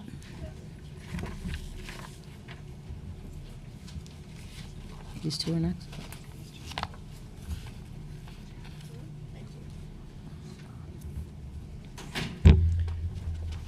You want to go first? Sure. Pardon? You have testimony you want to submit? Not right this minute. Okay, so, You can hi, my name is Elizabeth Berger. You can call me Liz. And I just want to confirm that microphone is on. Is the red light on there, on at the bottom? Yes. Yes. Okay. Okay now? Yes. Okay. I've lived at Independence Plaza since 1976, and I'm not the only one. Many of us who are seniors now moved in when these buildings opened, and it was Mitchell-Lama. Just a little background. In 2004, when it became free market, for several reasons, the new landlord made us a deal. Tenants who earned over a certain amount would be considered LAP, which is landlord assisted.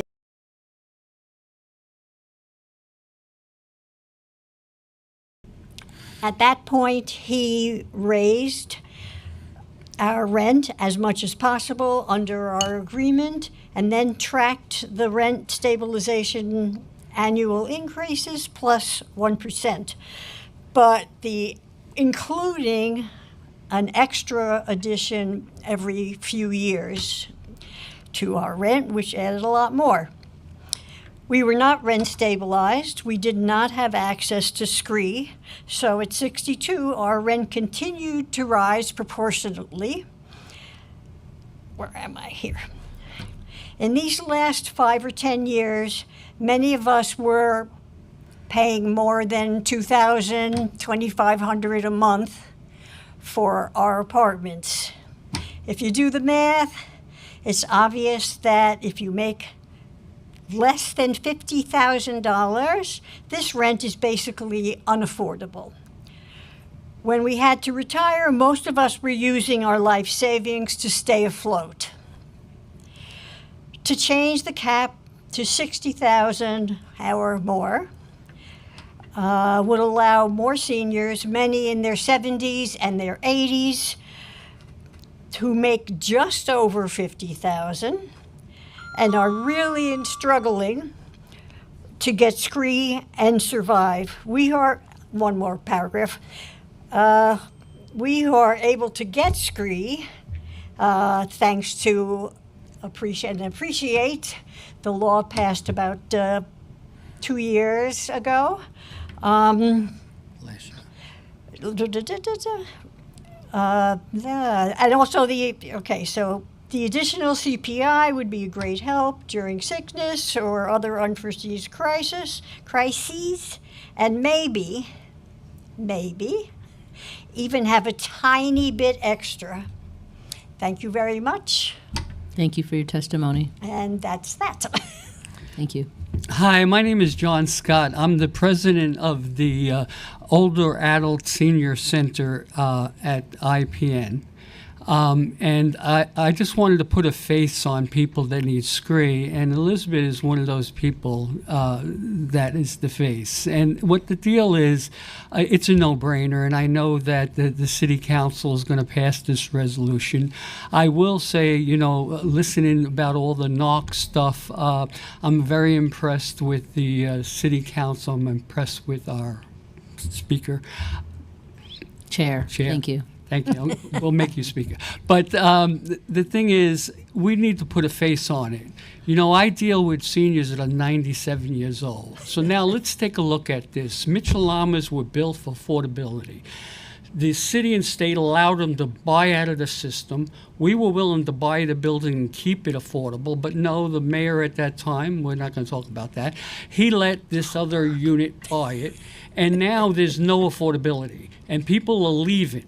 And we had a fight tooth and nail to get it last year to come under SCRIE, because Mitchell-Lamas come under SCRIE, but private doesn't. So we're post-Mitchell-Lama. So what is the face?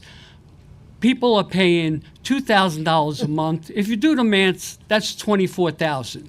$50,000, they're paying 50% of their rent. So in the past, I've worked with our previous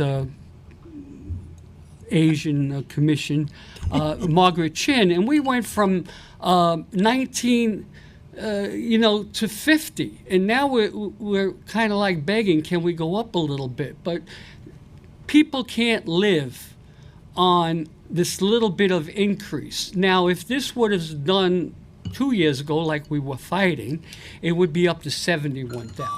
So I'd like to, first of all, thank you. I know you're going to pass this resolution, and I'd like to thank you for all the work you do. I thank you for helping us seniors, and as I said, our centers are needed, and you do a great job with us, and we have a lot of people that need these services. Thank you so much. Thank you so much for saying all that, and thank you for your testimony. I'd like to next call up Tara Klein and Navnet Kaur.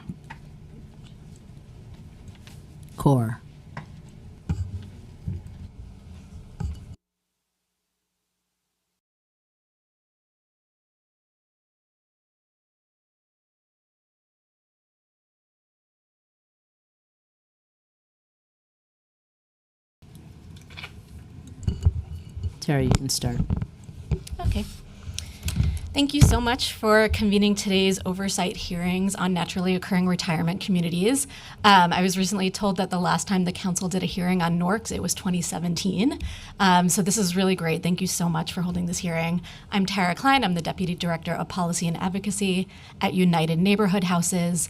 UNH is a policy and social change organization that represents neighborhood settlement houses in New York.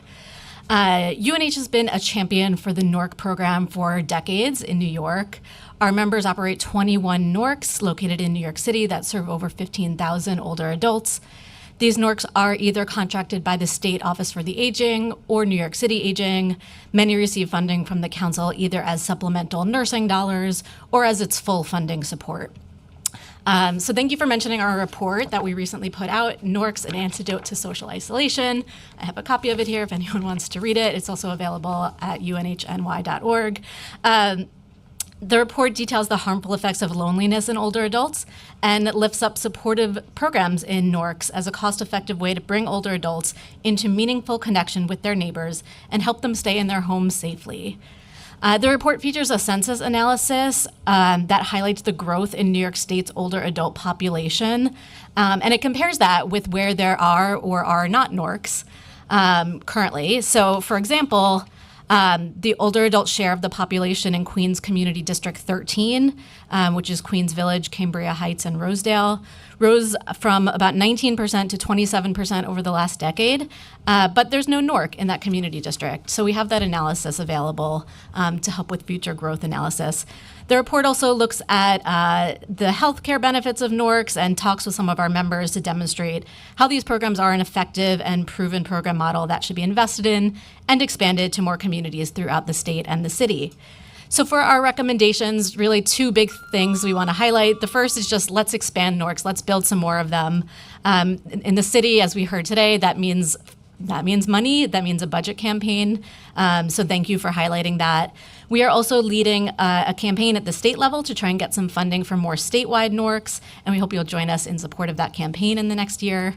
And then we are also requesting the council initiative be funded at $6.4 million in the FY25 budget.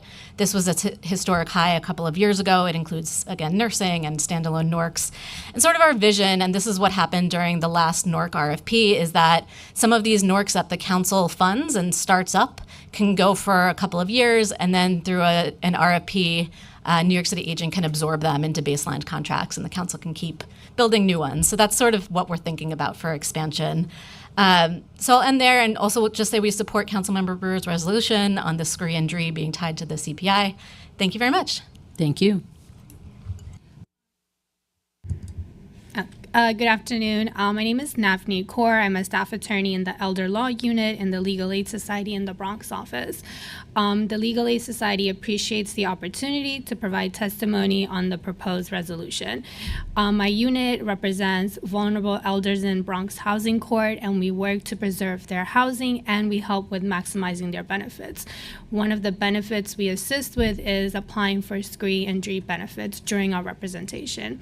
We support the resolution calling on the New York State Legislature to pass and the governor to sign the bill, which provides for annual adjustments of the maximum income threshold eligibility for the SCRIE and DRIE program. The passing of the bill emphasizes the importance of how laws should be modified to serve the need of the current society, and the bill will allow more tenants to become eligible who are on fixed income that were currently over the current thresholds. The SCRIE and DRIE program is a very valuable benefit program to our clients because it assists with keeping their apartments affordable. However, we have 3 recommendations on how the program could be more effective. First, under the current construction of the program, when a senior applies at 62, the rent is frozen at the legal regulated rent at that time in amounts which may or may not be affordable, and it's already a rent burden for the senior on the fixed income. For example, a senior could be receiving the maximum SSI, which is $1,034. They apply for SCRIE, and their rent is frozen at $994. This only leaves the senior about $40 to pay towards their other expenses each month. There's no option under the current law for this frozen rent to be lowered, despite this severe rent burden. Therefore, in order to make sure that the amount the rent is frozen at is an affordable amount, we suggest the frozen SCRIE rent. You can continue. Thank you. The frozen SCRIE rent should be set to 30% of their income, ensuring true affordability for seniors on low fixed incomes. Second, many seniors miss the chance to submit their SCRIE application when they turn 62 for many reasons. In order to combat this issue, we propose that the rent be frozen at the amount when the tenant was 62 years old, even if they apply at a later date. The importance of rolling back the rent is to ensure that we do not penalize the tenant for not submitting an application on time. Third, we propose that the SCRIE and DRIE should be expanded to units now covered by the good cause eviction law. The good cause eviction law limits landlords from enforcing a rent hike greater than 150% of the consumer price index without an explanation. Expanding the program to cover these units would increase the number of potential affordable apartments where seniors could maintain a long-term tenancy. And lastly, the NORCs, we believe, should play a role in timely submitting the SCRIE applications and recertifications. Although we ensure clients submit their recertification timely when we represent them in housing court, unfortunately, we are not able to help with their annual recertifications after the housing court case is over. So the NORCs can assist with maintaining this very important benefit to prevent unnecessary risk of eviction in the future. I just would like to thank you for the opportunity, and we will be submitting a written testimony with more details. Thank you so much for your testimony. And then, Tara, I just wanted to ask a question. If you can go into a little bit about the state match 25% versus NYC Aging's 50% requirement. Sure, and thank you for raising this earlier. So by state law, NORCs that are contracted by New York State Office for the Aging require a 25% match. 50% of that match has to be by the housing provider. In New York City Aging, what we saw in the last RFP was that the match requirement is 50%. Half of that 50% has to be by the housing provider. So this is the discrepancy we were looking at. So according to New York City Aging, they follow the state law in their contracts in terms of the definition of a NORC, the density and what makes a NORC, but they are not following the state law about the match. So that 25% state match is in state law. And that was actually changed several years ago. It was 50% and brought back down to 25. So it could have just gotten lost in that process, but that's where we're at. Okay, thank you. That's very helpful. And we'll make sure we follow up with them on that with regards to the RFP. Thank you. Thank you both for your testimony. Appreciate it. I'd like to next call up Sharon Brown and Janine Cahill-Jackson.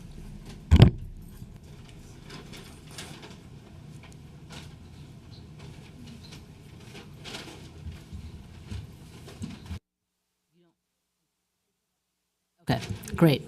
Thank you. I'm the only one. You're the only one, but you are still limited to the 2 minutes. You can begin whenever you're ready, and we'll start the clock.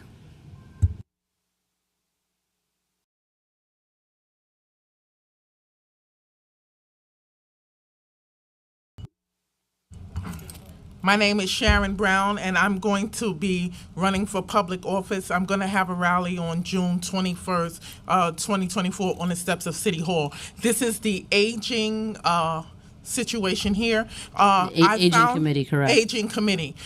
So you are Crystal Hudson. You're Correct. in charge of. I'm the chair of the committee. Yes.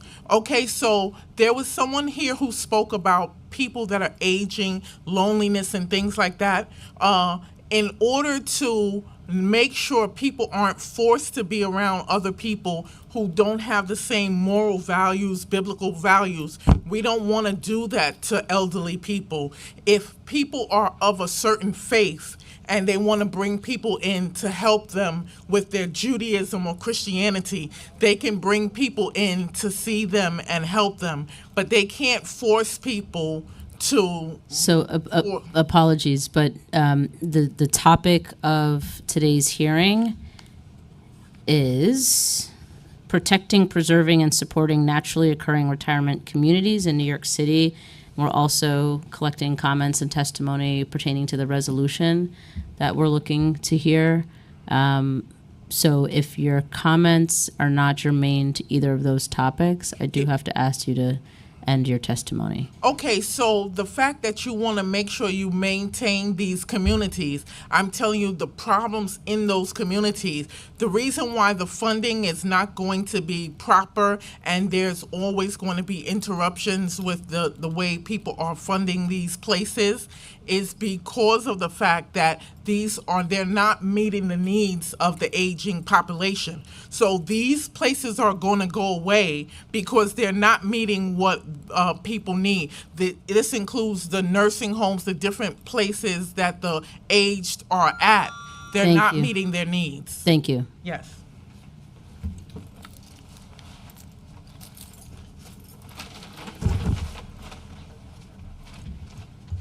Okay, on Zoom, I'd like to call Jeannie Doherty and Catherine Riley. Oh, sorry.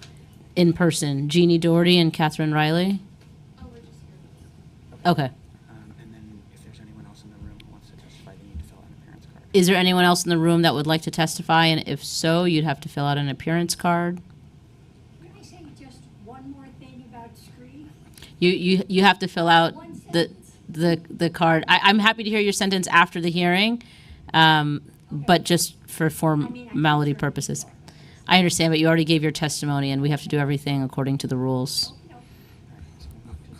Okay, now turning to Zoom, Katie Bardinaro, Barbara Collins, and Andrietta Sims. So we'll start with Katie. Hello, can you hear me? Yes, we can. If you turn on my Zoom, my Zoom is on too if you want to. My Okay. camera's on. I think you have the ability to turn on your camera. It says you've stopped it. Yeah, it's so I on. It's can't on. turn it on. You would have to turn it on. Yeah. Okay. Oh, I see that. Okay. Well, I can't seem to do that. Okay. Okay. Thank you anyway. Thank you to Committee Chair Hudson for holding this hearing, and thank you to Councilmember Brewer for sponsoring the Reso 232. Thank you to the now 15 members who are co-sponsors up to date. Some 4 have added today, I think. My name is Katie Bordnaro, and I serve as the corresponding secretary of the Mitchell-Lama Residents Coalition, MLRC, a grassroots, all-volunteer organization working since 1972 to represent the interests and needs of Mitchell-Lama renters, Mitchell-Lama cooperators, and residents living in former Mitchell-Lama developments, like IPN Independence Plaza, which testified earlier. The MLRC has long advocated for changes in the SCRIE program to allow it to keep up with inflation and expand the number of beneficiaries. These modifications will keep more New Yorkers in their homes for a longer period of time. There are several pieces of legislation before the New York State Legislature today to enhance SCRIE and DRIE, and the Mitchell-Lama community is very grateful that the City Council is sending a strong message to Albany to make an automatic annual increase in the income cap for eligibility. This increase would equal any increase in the Consumer Price Index, or CPI. In 2014, the cap was set at $50,000, 10 years ago. If the cap had been raised by the CPI every year since then, it might be as high as $70,000 a day, just to keep up with the extraordinary inflation we've seen recently. This would mean that our most vulnerable residents would be able to stay in their homes. Passing this resolution, as you know, tells the state legislature that the city is ready to approve the funds needed to strengthen SCRIE and DRIE. Thank you for making the future of SCRIE and DRIE a priority. Thank you so much for your testimony. I'd like to call Andrietta Sims. Your time is starting. Hello. I can't tell if I'm on. We can hear you. Can you hear us, Andrietta? Can you hear me? Hello. Hello, can you hear me? Your time is starting. You can begin your testimony, Andrietta, if you can hear me.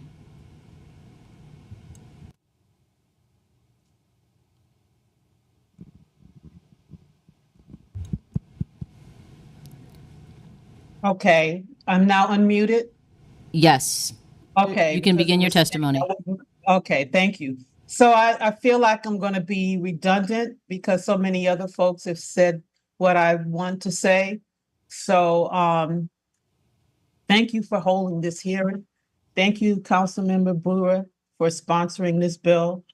So we are all aware that rent is the biggest expense for New York City residents. I'm a retiree living on a fixed income. I've lived in my building for over 50 years, and seniors such as myself living off of a fixed income have limited financial resources, and rent increases have taken up a larger proportion of my income, leaving less money available for necessities such as food, healthcare, and transportation.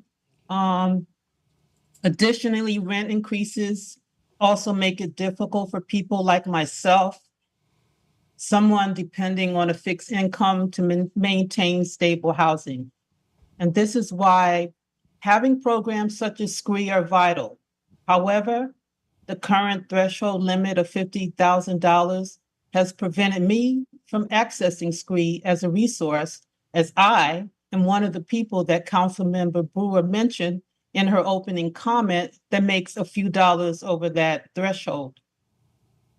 In order for SCRIE to remain sustainable long-term and to be relevant and effective, income thresholds must reflect changes in the cost of living, allowing more seniors such as myself to qualify for rent protection. And I urge all council members to support the resolution. Thank you. Thank you so much for your testimony. Is there anyone else on Zoom that would like to testify? If so, you can use the raise hand function.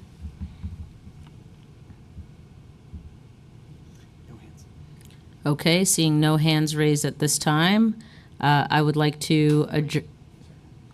1 second.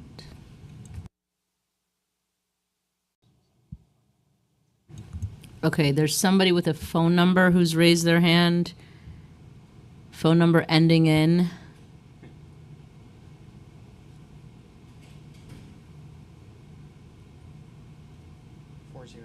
4036. If you're logged in with a phone number ending in 4036, please state your name.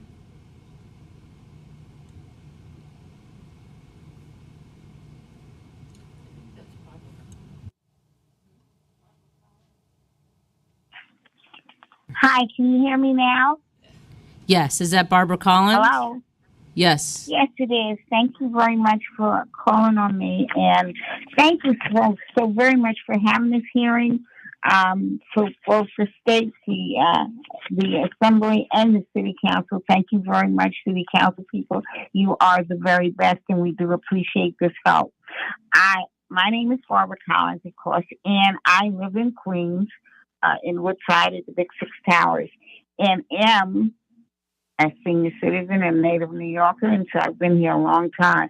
And in addition to all of the issues that have been raised by the current bills and that have been presented, that I do support, and I'm grateful for the people who are living in rent-stabilized, free market rent housing.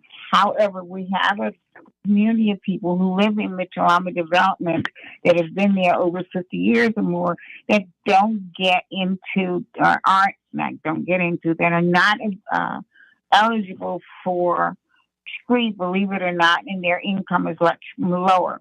And that's simply because not only do they count their annual income, but your monthly also is included in what makes you eligible or ineligible. So 1/3 of your income must be less than your monthly maintenance or rent. In a Mitchell-Lama development, the maintenance and the rent is much lower than fair market. And those same tenants move into Mitchell-Lama development some 50 years ago when their income may have been between $6,000 to $10,000 a year. Over the years, the cost of moving into a Mitchell-Lama development has now increased. All of the incomes coming in to $65,000 to $70,000 to even $100,000 a year. This makes their income possibly more than those who've been there 50 years. They get to be turned down for as little as 23 cents or $10 for a month for not being able to qualify for SCRIE simply because their income is lower and their maintenance is lower or their rent is lower.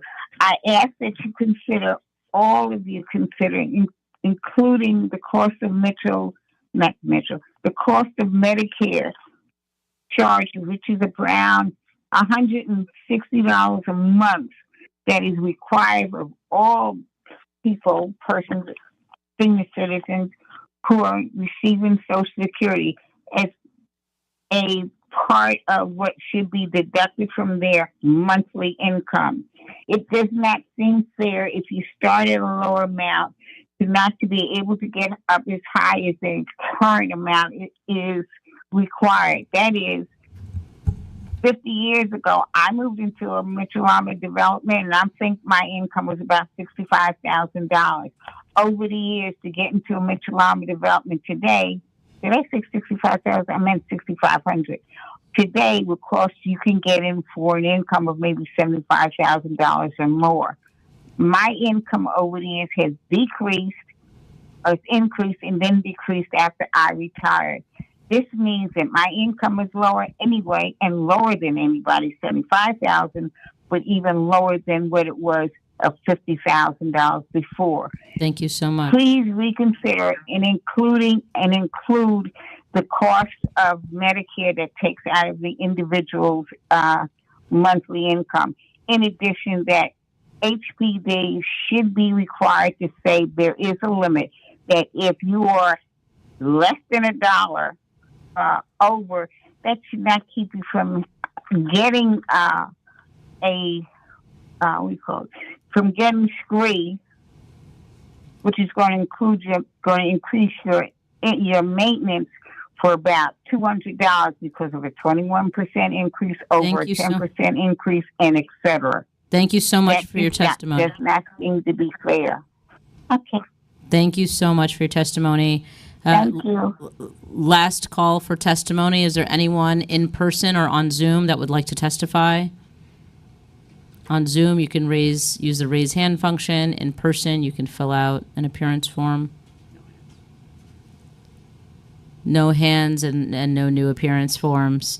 I would like to just thank everybody for their testimonies. We heard a lot of compelling stories today about why we should expand the eligibility requirements for SCRIE with pertaining specifically to the Consumer Price Index, and also expansion of our naturally occurring retirement communities, and adequate funding for them as well. So thank you again to everybody who testified, including the Commissioner and Deputy Commissioner. With that, I would like to adjourn the meeting.